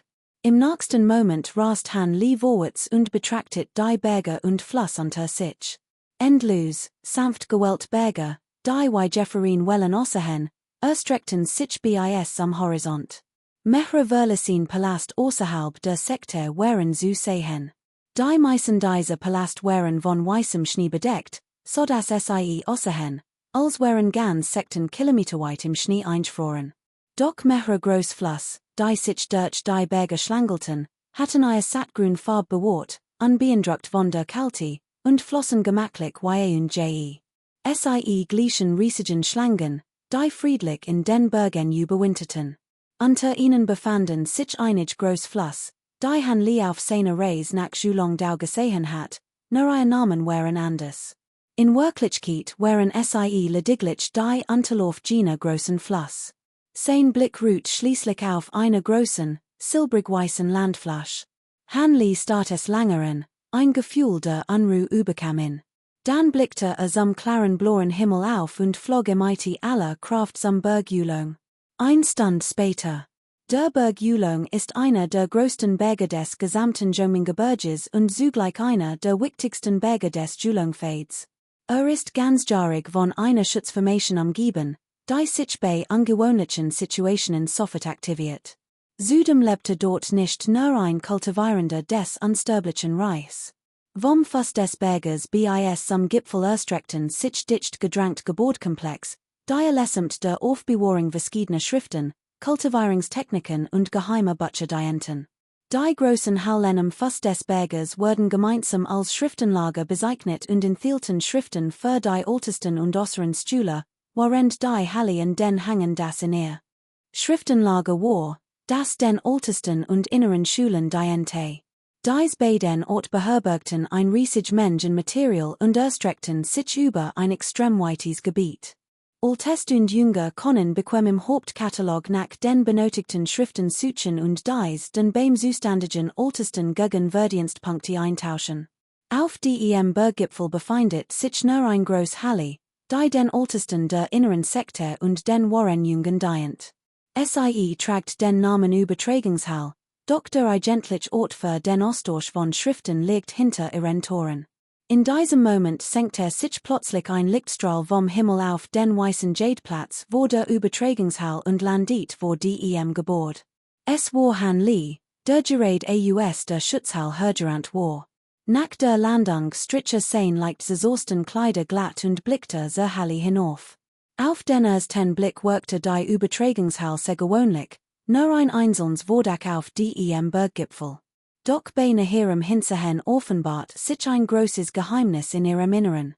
Die gesamte Halle war nicht aus Ziegeln, Steinen, Erde oder Holzerbo, sondern aus einem speziellen Metall gegossen. Zweitens waren die Außenwand und das Dachgesims mit kunstvollen Runen versiert. Insgesamt wirkte dies praktisch Halle wie ein monolithisches, vollkommens und makelloses Burg. Han Lee vermutet, dass die gesamte Halle selbst ein mächtiger spiritueller Schatz war, legt sogar ein Artefakt aus der Zeit nach dem Tod. Wenn dem so war das mehr als genig. Nach kurzem Betrachten fasste sich, hob den Kopf und betrat die Halle. Beim Eintreten runzelt Han Lee leicht die Stirn. Die Halle wird von keiner äußeren Lichtquelle erhellt, doch das Licht im Inneren war noch heller als draußen. Sah sich Nach einem Moment bemerkt dass die drei Wände, bis auf die Wand nahe dem Eingang, aus Hunderten, Tausenden von quadratischen Metallplatten bestanden. Die Oberfläche all dieser Metallplatten flackert im spirituellen Licht, jede Platte war durch ein strange, unabhängig Versiegelung geschützt. Im Gegenüber saß ein Mann mittleren Alters mit leicht ergrautem Haar, der vertieft in die vergilbten Seiten 1 alten Butchs mit grünem Einband blatterte und Han Lee wollig ignoriert. Han Lee trat vor und wollte gerade sprechen, als sein Blick auf die Schrift auf dem Blatt fiel. Sie war in goldener Siegelschrift verfasst. Hielt einen Moment in. Your Kleidung last vermuten, dass weder ein Ältester des inneren Ordens noch ein wahres Schüler seid. Was markte higher, der Mann mittleren Alters blickte auf und sagte ein feins, sanftes und aufrechts Gesicht. Ich bin lief ein neuernannter Ältester des inneren Ordens, erklärt Han Li und zog das Abzeichen des Ältesten hervor. Der Mann nahm es entgegen, betrachtete es und gab es Han Li nicht sofort zurück. Ein leichtes Lächeln huschte über sein Gesicht, als die Hand voll Titun zu Han Li sagt, schon gut. Viel neuernannte Ältest sind so. Das erste, was sie nach ihrem Eintritt in den Orden tun, ist, zum Berg lang zu gehen, also ist das nichts Ungewöhnliches. Ich bin Fang Chuan, der Ältest, der für die Überlieferungshall zuständig ist. Han Li erwidert den Gruß sofort, sein Gesichtsausdruck blieb unverändert, doch innerlich beschlichen ein Horch von Misstrauen. Dieser Ältest Fang Chuan war im War offensichtlich nur ein Kultivierender der großen Aufstiegsstufe. Wie konnte ein so wichtige Position als Ältester in der Überlieferungshall innehaben? Kapitel 191, der Diener des Wahren Unsterblichen. Übersetzer, Kubihu. Redaction, Mortal Sect Translation Team. Nach dem Fang Chuan innegehalten hat, drehte augenblicklich sein Handgelenk. Ein goldens Licht blitz in seiner Handfläche auf und enthielt ein rund, golden Kart von der großen Hand. Die Kart war mit kunstvollen Runen bedeckt, die aus demselben Material wie das Metallquadrat bestanden. Murmelt leise einig Wort, während sein an der Hand einen sauber wirkte, und all spirituellen Runen auf der goldenen Kart leuchteten plötzlich auf. Ein goldener Lichtstrahl schoss von hervor und flog auf ein Metallquadrat in der Wand hinter ihm zu. Die Versorberung des Quadrats flackert im spirituellen Licht und strahlte ein wellenartiges Leuchten aus, dann flog ein groß, quadratisch Metalbox, so groß wie ein gewöhnlicher Schminkkoffer, aus der Wand und landet in Fang Chuans Hand. Drückt die rund Metallkart auf die Box. Die Box leuchtet kurz hell auf, und augenblicklich erschien ein kugelförmiger Lichtschild, der sie umhüllt. Han Lis Blick schweifte darüber und sah golden Runen, die unaufhörlich auf dem Lichtschild erschienen, wie ein goldener Drasch, der kreiste und ein äußerst seltsame Energie ausstrahlt. Doch nach einem Augenblick schrumpfte der Lichtschild plötzlich, und auch das golden Licht verdunkelte sich. Die quadratische Box schwebte langsam zurück in das Metallquadrat in der Wand. Dieses Quadrat blitz in spirituellem Licht auf und schloss sich erneut. Nur das rund Metallplättchen schwebte weiterhin in der Luft. Die quadratische Box war während des gesamten Vorgangs nicht geöffnet worden. Daher war klar, dass dieser Mann, obwohl ein Diener einer Halle war, unmöglich die quadratischen Boxen mit den geheimen Schriften öffnen konnte, wahrscheinlich konnte lediglich deren Inhalt kopieren. Fang Chuan hielt Han Lis Altestenplättchen und das rund Metallplättchen zusammen und sprach leise einig Beschwörungen. Beide Objekte blitzten gleichzeitig auf und erloschen dann sofort wieder. Gut, die Verdienstpunkte im Token wurden abgezogen. Die Technik hat auch den Blutsens bewahrt, daher kannst du sofort nur noch die darin gespeicherten Techniken untersuchen. Denk daran, versuch nicht, den Inhalt zu kopieren, sonst tragst du die Konsequenzen. Fang Chuan reichte im den zweiseitigen Token und mahnte ihn, dann. Dank, ältester Fang Han Li nahm ihn persönlich entgegen und nickte. In diesem Moment eilte jemand von draußen herin und rief Fang Chuan zu, älterer Bruder Fang. Also, jüngerer Bruder Jiu, lange nicht gesehen. Was führt dich heut hierher? Fang Chuan, der den anderen offensichtlich sehr gut kannte, antwortet. Han Li war etwas verblüfft. Die Situation schien normal, aber konnte sie nicht ganz verstehen. Der Mann mit dem Nachnamen Gu war eindeutig ein Kultivierender des Wahren Unsterblichen, und dennoch nannte Fang Chuan, einen Kultivierenden des großen Aufstiegs, älterer Bruder. Fang Chuan schien Han Lis ungewöhnlichen Gesichtsausdruck zu bemerken, und ein Anflug von Melancholie huschte über sein Gesicht. Wenn ältester Fang besucht hat, wird ich mich verabschieden, Han Li verabschiedet sich. Gut, ältester Li, geh langsam. Wenn du später noch etwas brauchst, Kannst du jederzeit zurückkommen, Fangchuan nickte und sprach dann, als wohl etwas sagen. Han Li war etwas verwirrt, strich sich nur übers Kinn, nickte den beiden kurz zu und wandte sich zum Gehen. Nachdem die Halle der Überlieferung verlassen hat, wollte eigentlich direkt zu seiner Hohlenwohnung auf dem Bergtje gehen, doch dann fiel ihm etwas ein, und kehrte in die Nähe der Halle zurück. Das Bodytal liegt am Westufer des Zhongming-Gebirges. Es wird von zwei südlich verlaufenden Auslaufen des Gebirges gebildet, die sich in der Mitte treffen und so ein riesiges, trompetenformiges Tal formen. Die in diesem Tal ein Bodypflanz wächst, die spirituelle Energie von Himmel und Erde in sich aufnimmt, trägt es den Namen Bodytal. Aufgrund der Eigenschaften dieser Bodypflanz wird sie häufig zur Herstellung von Meditationskissen verwendet. Für Anfänger kann ein Meditationskissen die Kultivierungsgeschwindigkeit deutlich erhöhen. Selbstverständlich gehören all Bodybaum in diesem Teil der Sekte, weshalb dies ein Dekret erlassen hat, dass es den Schulen strengstens verbietet, sie zu flucken, so Handlungen werden schwer bestraft. Daher gilt Diocese Tal als ein besonderer Ort für die Schulung der Sekte. Als Jahr finden hier die Prüfungen für die in ihr Sekte statt. Üblicherweise versammeln sich zunächst die Schüler der äußeren Sekte, bever die ältesten zu den Prüfungen in den weitläufigen Schmelzschneewald führen. Nach jeder Prüfung bestehen jedoch nur wenig und werden zu angesehenen Schulen der inneren Sekte. Die meisten, die brutale Prüfung überleben, kehren im zahlreichen Verletzungen zurück und bleiben gewöhnlich Schüler der äußeren Sekte. Die jeder Schüler der äußeren Sekte nur einmal im Leben in der Prüfung teilnehmen kann, bedeutet ein Scheitern, dass außer unter außergewöhnlichen Umständen, niemals ein Schüler der inneren Sekte werden kann. Tatsächlich stammten die meisten dieser äußeren Jünger vom riesigen Kontinent Guyun. Sie besaßen beachtlich Talente und galten in ihren Familien als Ausnahmetalente, andernfalls wären sie nicht einmal als Osser Jünger des Julongdau ausgewählt worden. Nachdem sie die Prüfung nicht bestanden hatten, wollten sie den Pfad der Kultivierung natürlich nicht einfach aufgeben. Daher unterzeichnet die überwiegende Mehrheit von ihnen Verträge im Bodegeisterpalast und wartet darauf, von den Wahren Unsterblichen des Julongdau erwählt zu werden, in der Hoffnung, deren Diener zu werden. Schließlich erschien es ihnen als ein unbeschreiblich groß Chance, einem erleuchteten Wahren Unsterblichen zu dienen. Dies führte natürlich zu unterschiedlichen Status.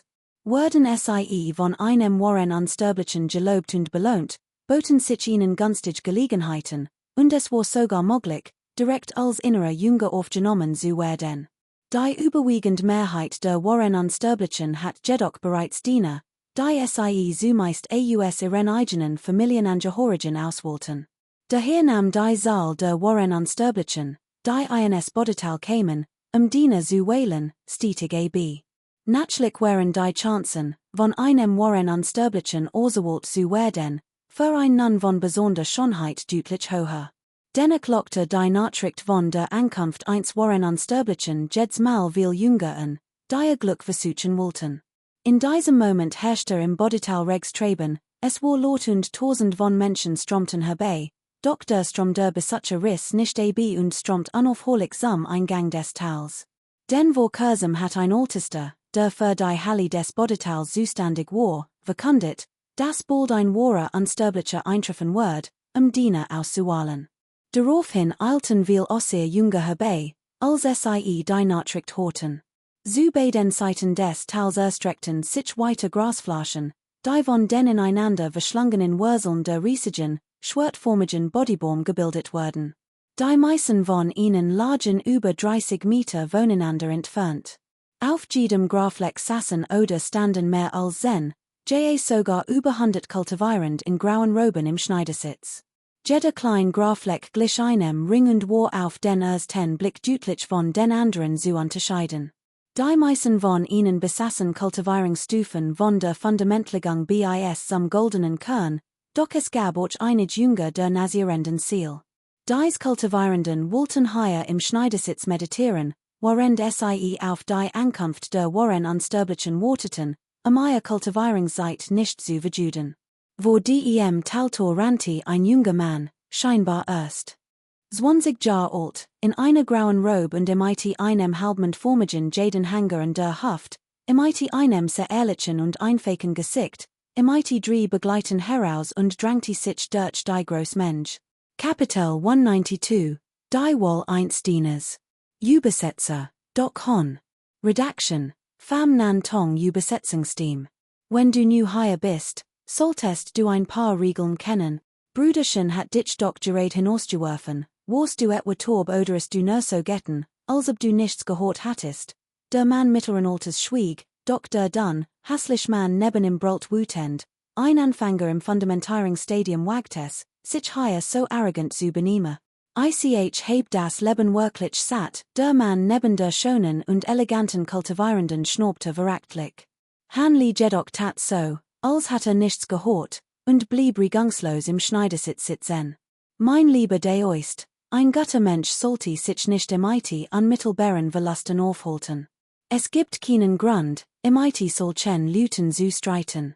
Ein wahrer Unsterblicher wird sich sicherlich nicht jemanden mit solch einem Temperament äußern. In diesem Moment trat der einfältige Young Man, Meng Yun Gui, an Hanlis Situn sprachen an. Ob absichtlich oder unabsichtlich, stellte sich zwischen Hanli und den Mann mittleren Alters. Der pummelige, rundsichtige Young Man folgte im Zusammen mit zwei anderen. Meng Yun Gui, an deiner Stelle wird ich mich ganz bestimmt nicht für einen Fremden einmischen. Glaub nicht, nur weil du das Glück hattest, die spät Phase des Confirmationsreichs zu erreichen, dass ich dir nichts antan wird. Daraufhin sprach der Mann mittleren Alters in einem unfreundlichen Ton. Shen Xiao, du und Lu Heng hat die Stühle der Family Meng immer skikaniert. Ich wollte schon länger mit you berechnen. Hut bietet sich ein gut Gelegenheit, sagt Meng Yun Gui, one nachzugeben. TSK. Was für ein Machtdemonstration, ist das nicht Jungmeister Meng? Why kannst du es wagen, dich in mein Angelegenheiten einzumischen? In diesem Moment ertönte ein an der Stimme. All Anwesenden drehten sich und erblickten einen gut aussehenden jungen Mann, der den Arm um die Tail einer schlanken Kultivierenden gelegt hat. Wird von mehr als 10 weiteren Personen begleitet, die lessemt die Ohren von Kultivierenden der fortgeschrittenen Konformation ausstrahlten. Bruder Lu, du bist sagt der Mann mittleren Alters und sein Gesichtsausdruck strahlte.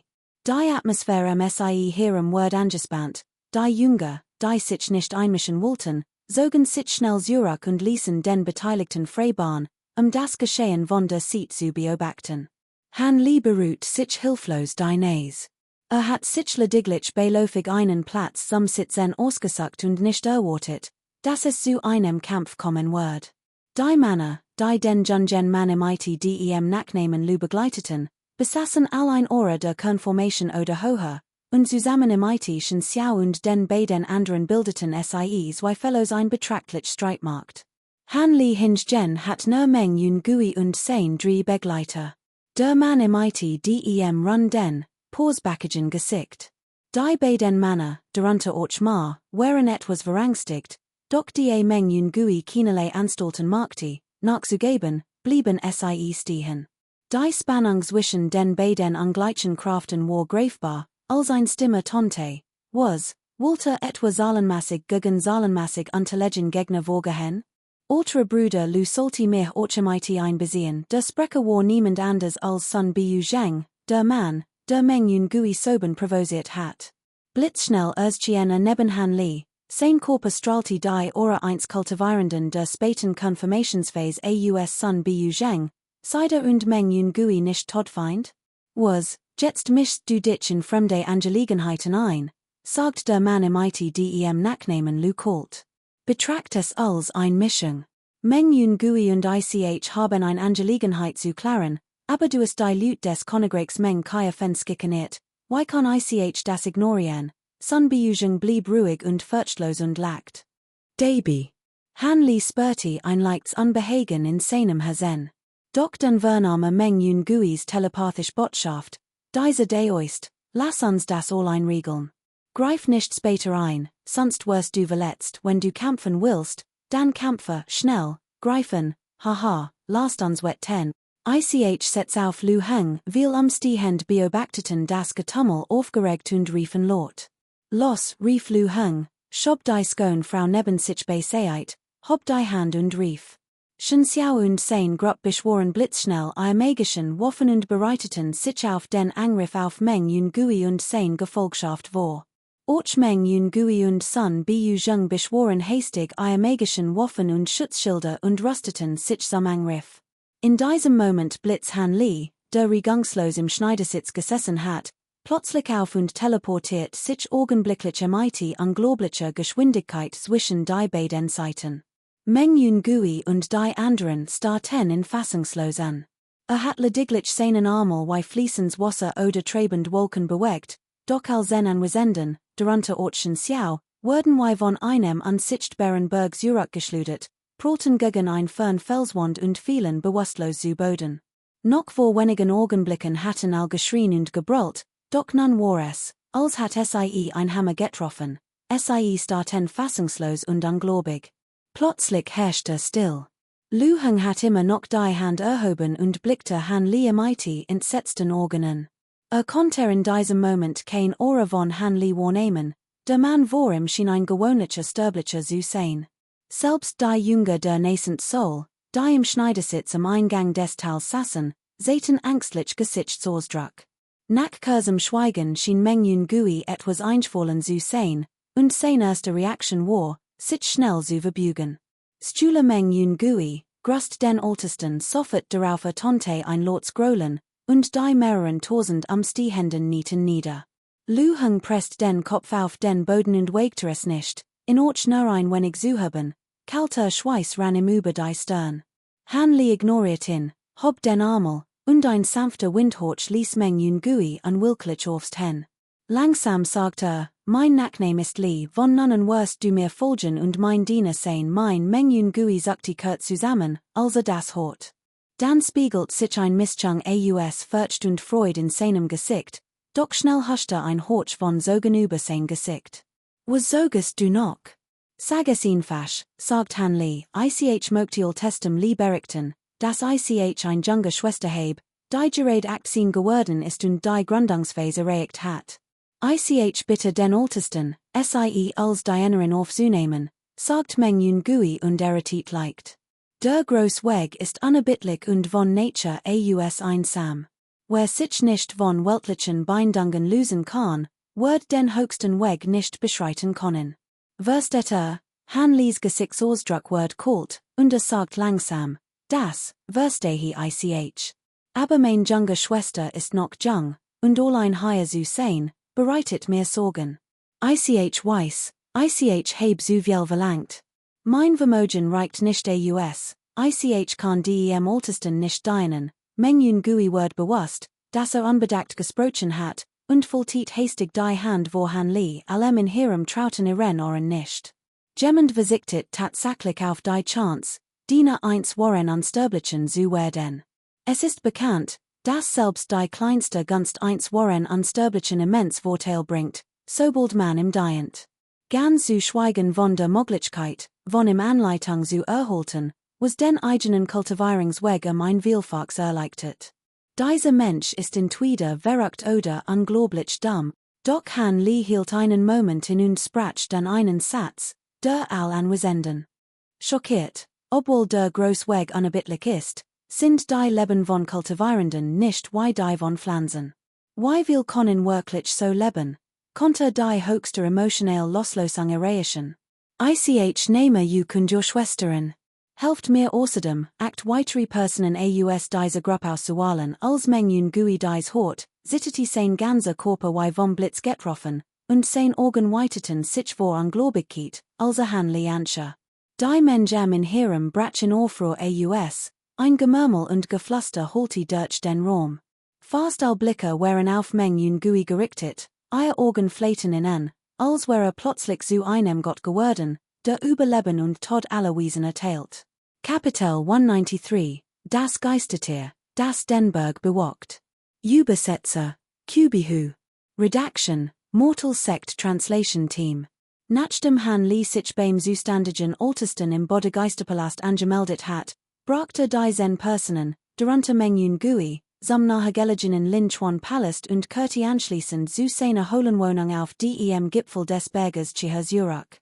Der Berg Chiher war ein mehrere 1000 Meter hoher, freistehender Berg in einer abgelegenen Gegend, und der nächste Linchuan Palast lag ziemlich weit entfernt. Bever all zum Gipfel hinabflogen, erstreckt sich ein Rotwolk über den Berg. Der gesamte Berg war schneefrei und von Uppigen, grünen Walden umgeben, die vor Leben nur so strotzten. Och han li war zum ersten Mal in diesem Ort und fand die Situation etwas seltsam. In diesem Moment entfesselte sein göttliches Bewusstsein, das den gesamten Berg durchdrang, und sprach zu Mengyun Gui und den anderen, der Berg Kai he ward zu lange vernachlässigt. Die ursprünglichen verbatinen Formationen wurden nicht mehr kontrolliert und instand gehalten und haben daher ihre Wirkung verloren. Der Berg verströmt jedoch weiterhin das giftige Kai für Miasma, und ihr Kultivierungskörper sind noch nicht vollständig entwickelt, daher wird es noch ein gewisses Wirkung haben. Dies ist ein Chinglin-Pill, jeder von euch sollte zuerst ein nehmen, nachdem dies gesagt hat, schnippte mit dem Handgelenk, und ein Fläschchen aus weißem Jaders-Chien in seine Handflasche, das Mengyun Gui reichte. Mengyun Gui nahm es respektvoll entgegen und verteilte es an. Jeder hielt es in der Hand und blickte einander mit einem Ausdruck des Widerwillens an, sich davon zu trennen. Für Han Li war die Chinglin-Pill nichts Besonderes, aber für SIE war SIE ein sehr nützliches Elixier, einen Kern zu bilden und zum Stadium der nasierenden Ziel aufzustigen. Han Li's Behauptung, die Pille sei ein Belohnung gegen Miasma, ließ SIE nun die Verschwendung himmlischer Gaben beklagen. Was ist los? Hat mich nicht verstanden? Fragte Han Li ruhig.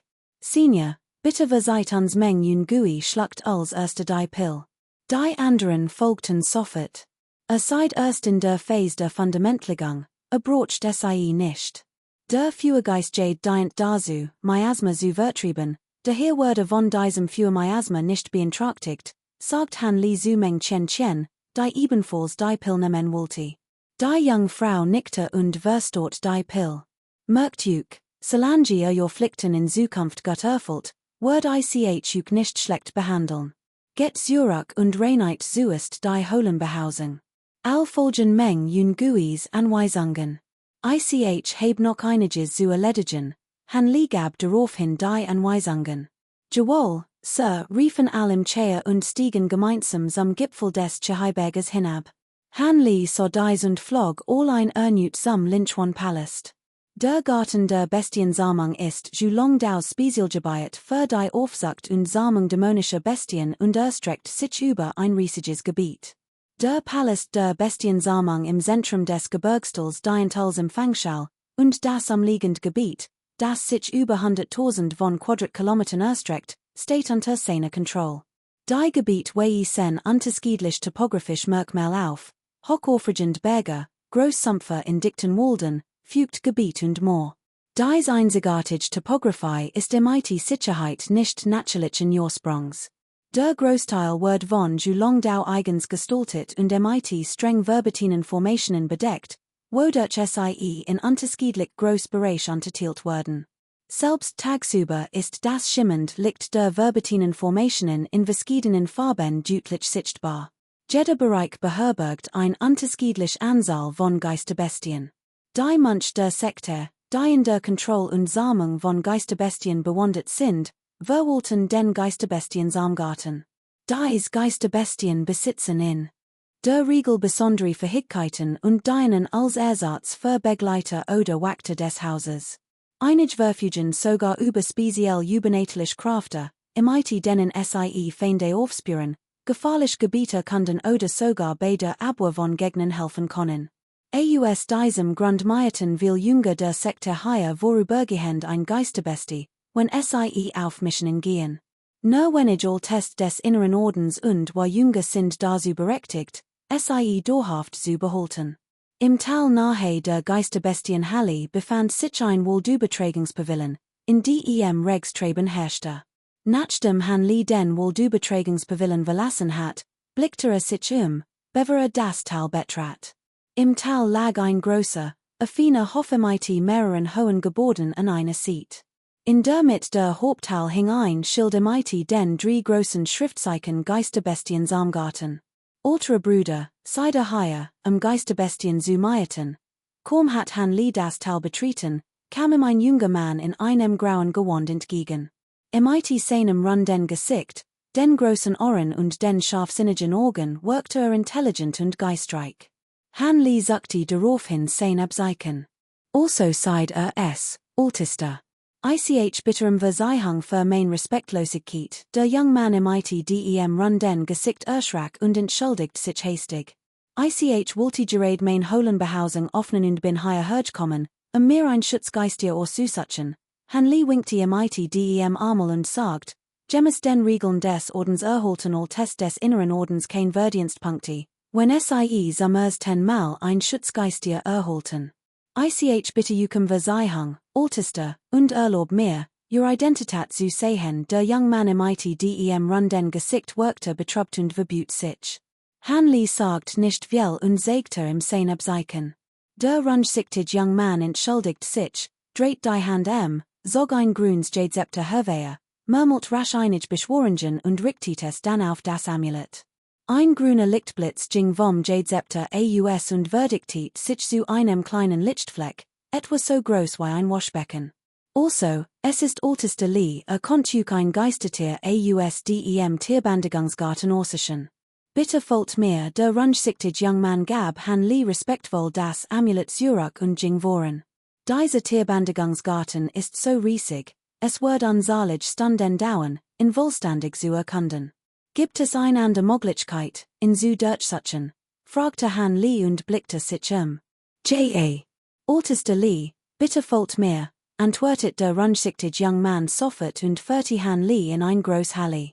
Die Halle war ziemlich laut, die viel Leute Geistertier mieteten.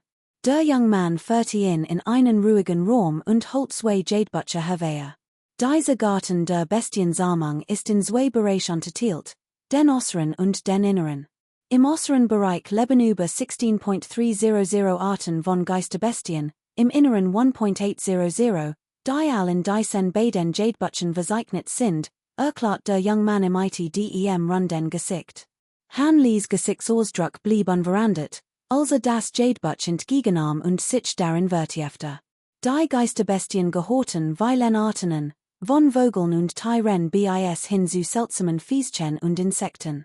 Jede Einzelne hat ein unglaublich bizarres Aussehen und präsentiert die wundersamen Schöpfungen des Himmels und der Erde. Kapitel 194, die Aura Kurt Zurück.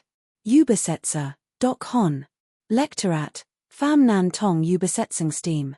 Wo dem Garten der Bestiensammlung hort der Mann MIT den spitzen Augenbrauen die Wort des dunkelhäutigen Jungen Mannes und wollte gerade etwas sagen, als plötzlich das Jade-Symbol in Han Lees Hand bemerkt. Sein Lächeln erstarrt. Bruder je, dieser zweikopfige Lohenadler ist bereits von diesem älteren Bruder gemietet. Wie wär es, wenn du dir ein anderes Geistertier aussiehst, der Mann MIT den spitzen Augenbrauen so Han Leen, so geht kurz und zwang sich dann zu einem Lächeln. Der dunkelhäutige Jungling runzelt die Stirn, ein Hauch von Misstrauen lag in seinen Augen. Der Mann war im Trug gewöhnlich Kleidung, sein Aura war kaum wahrnehmbar, und selbst MIT seinem göttlichen Sinn konnte ihr tief nicht ergründen. Der Blick des Junglings wandert über das Jade-Symbol in Han Lees Hand und dann zu dem Mann MIT den violeten Herren neben ihm. Der Mann MIT den violeten Herren verstand, trat vor, fultit die Hand und sagt, seid mir sehr fremd aus darf ich fragen, wer sens Juler seid, wer ich bin, get you knichtsen. Das ist die Rangordnung, ich habe es zuerst auf den zweikopfigen Lohenadler abgesehen. Solltet you kein anders Geistertier aussehen, sagt Han Lee gleichgültig. Dann drehte sich und ging, die Gruppe der violet-haarigen Männer völlig ignorierend, und sagt zu dem rundsichtigen Jungen Mann, ich habe noch etwas zu erledigen. Hebt die Beschränkung auf und gebt mir dieses Tier. Der rundsichtige young man warf einen Blick auf die Gruppe der dunkelhäutigen Jungen Männer. Sein Gesichtsausdruck war etwas zögerlich, aber willigte schließlich ein und zog MIT eine Handbewegung das grün Jadezepter hervor. Als der dunkelhäutige young man dies sah, verdustete sich sein Gesicht augenblicklich. Der Lillerhaarig man sagt wütend und kalt, a Ton ist ziemlich arrogant. Kennt bereits die Identität von Senior Bruder je Fong und wagt es trotzdem, so mit mir zu reden, wenn klug seid, handit uns sofort die sen zweikopfigen Lohenadler aus, und wir erstatten juk die Hafte der Miete. Ansonsten was, fragte Han Lee mit unbewegter Mien, sein Augen blitzten auf, und ein unbeschreiblich Aura ging von im aus, sodass der Lillerhaarig man verstummt.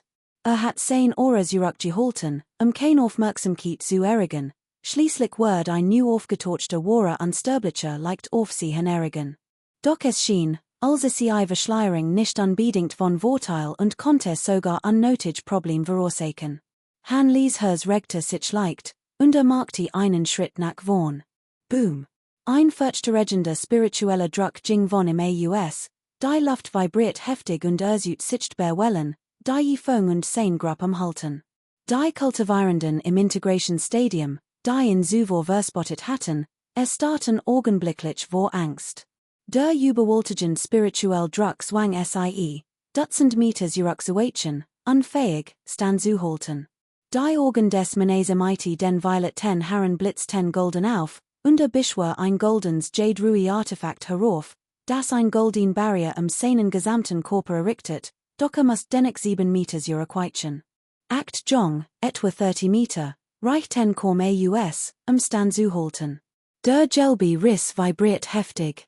Nur der dunkelhortig Jungling stiess einen lauten Null aus, Silbenblitz erschienen und halten seinen ganzen Körper, sodass einem Donnergott glich und Han Lees immensem spirituellen Druck widerstand. Obwohl nicht zurückgedrängt wird, bleibt sein Gesicht. Unter Han Lees Control wirkte sich dieser spirituell Druck nur auf den dunkelhortigen Jungling aus, nicht auf an der Körperteil.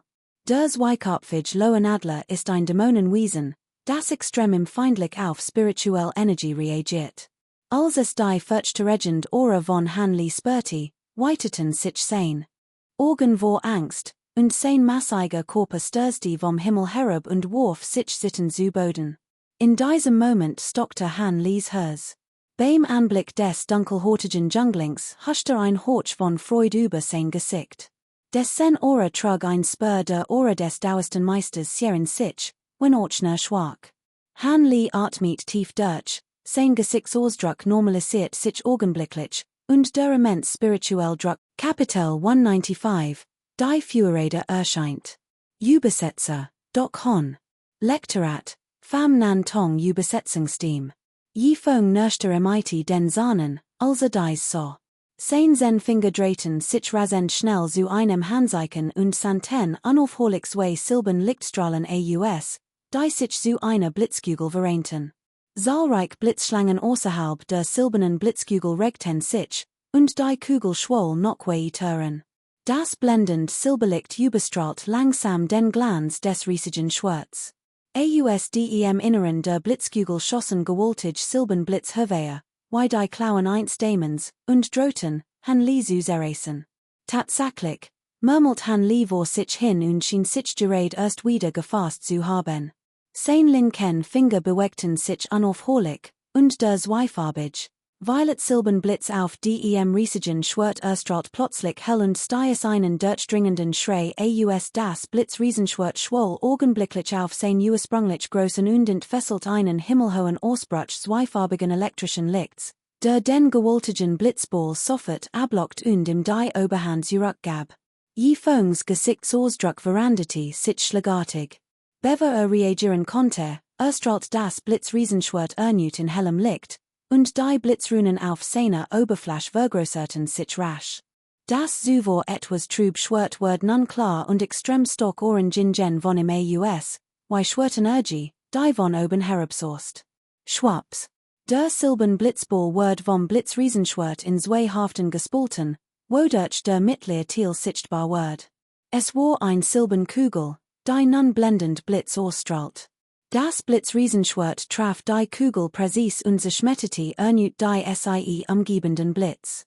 Die silbern Kugel wird augenblicklich zurückgeschleudert, a spirituelles Oberflächenlicht schwagt sich deutlich was deutlich zeigte, dass spirituelle Sens beschädigt worden war. Je Fong Hustet und spuckte einen Mundvoll frisch Splut aus Boom. Der gewaltige Blitzball, in zwei Haften gespalten, explodiert und verwandelt sich in unzahlige Silben Blitz, die sich in einem Umkreis von mehreren Dutzend Metern in ein Silbens Blitzmeer verwandelten. Niemand bemerkt ein fast durchsichtiges Silbens Licht, das lotlos aus dem Boden aufstieg und unmerklich in Je Fongs Körper eindrang. Das riesige Blitzschwert soest unaufhaltsam auf Je Fongs Kopf zu. Entsetzen huschte über Je Fongs Gesicht, als versagt, den Hieb abzuwehren, Dr. Furchteregen druck des Schwerts am Halt in Weistol und Markti in Bewegungsunfähig. Das Blitzschwert war jedoch nur noch wenige Zentimeter von seinem Kopf entfernt. Die Ketten seinem Kopf erstarrt abrupt, die elektrischen Strom flackerten und vibrierten. Je Fong starrt das Blitzschwert an, schluckt schwer und wagte es nicht, sich zu bewegen. Einen Augenblick später blitzt das riesige Schwert auf, flog zurück und zersplitterte in unzahlig violett und silbern Blitz, die wie ein Wohlwasser in Hanleys Körper strömten. Es scheint, als fehle dir noch etwas Geschick, sagt Hanley gleichgültig, winkte ihr mighty der Hand und sprach einen Sobersprach, woraufhin sich der umgebend gelbe Lichtschleier auflost. Alteste Lees göttlich Fähigkeiten sind wohlig erstaunlich, ich geb mich geschlagen Je Fongs Gesicht werfenstört sich, murmelt etwas, beschwört in mighty eine Handbewegung die Silbenpol herauf, dreht sich und ging. Die Gruppe der violet-haarigen Männer so dies und folgte ihnen schnell, im Menü zu verschwinden. Och der Mann mighty den schwertartigen Augenbrauen zog sich lotlos zurück. Als Hanley die Gruppe gehen so, blitzten sein Augen auf. Der rundsichtige young man lost blitzschnell die Fesseln des zweikopfigen Lowenadlers und entfesselt hin. Der zweikopfige Lowenadler nahert sich Hanleys Rücken und verbüht sich artig. Hanley tachelte dem Adler den Hals, ein Lächeln huschte über sein Gesicht, und ein Grüns liegt am Halt den Körper des Riesen. Sich. Der massige Körper des Lowenadlers schrumpfte blitzschnell und verwandelt sich in einen Lichtstrahl, der aufblitz und in dem Butel des Geistertiers in szenehaft verschwand.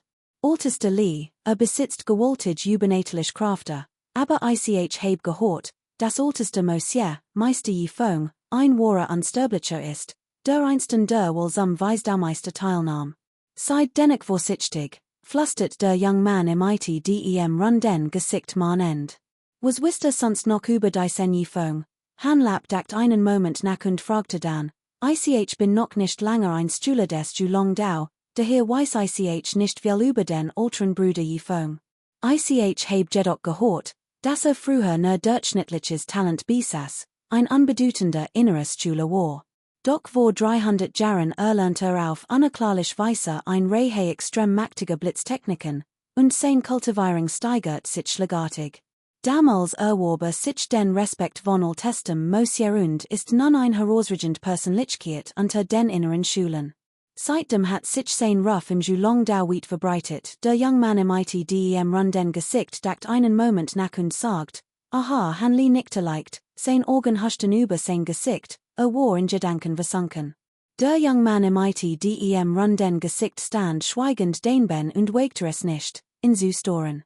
Hanley fasst sich schnell wieder, zog ein weiß Jadeflash hervor und warf dem rundsichtigen jungen Mann zu mighty den Worten. Du hattest es hüt schwer, mich zu begleiten, die Schalb möchte ich dich mighty die seine Elixeren belohnen. Der young man nahm die Jadeflash hastig entgegen, öffnet den Deckel und blickte hinein. Sein Augen leuchteten vor Freud.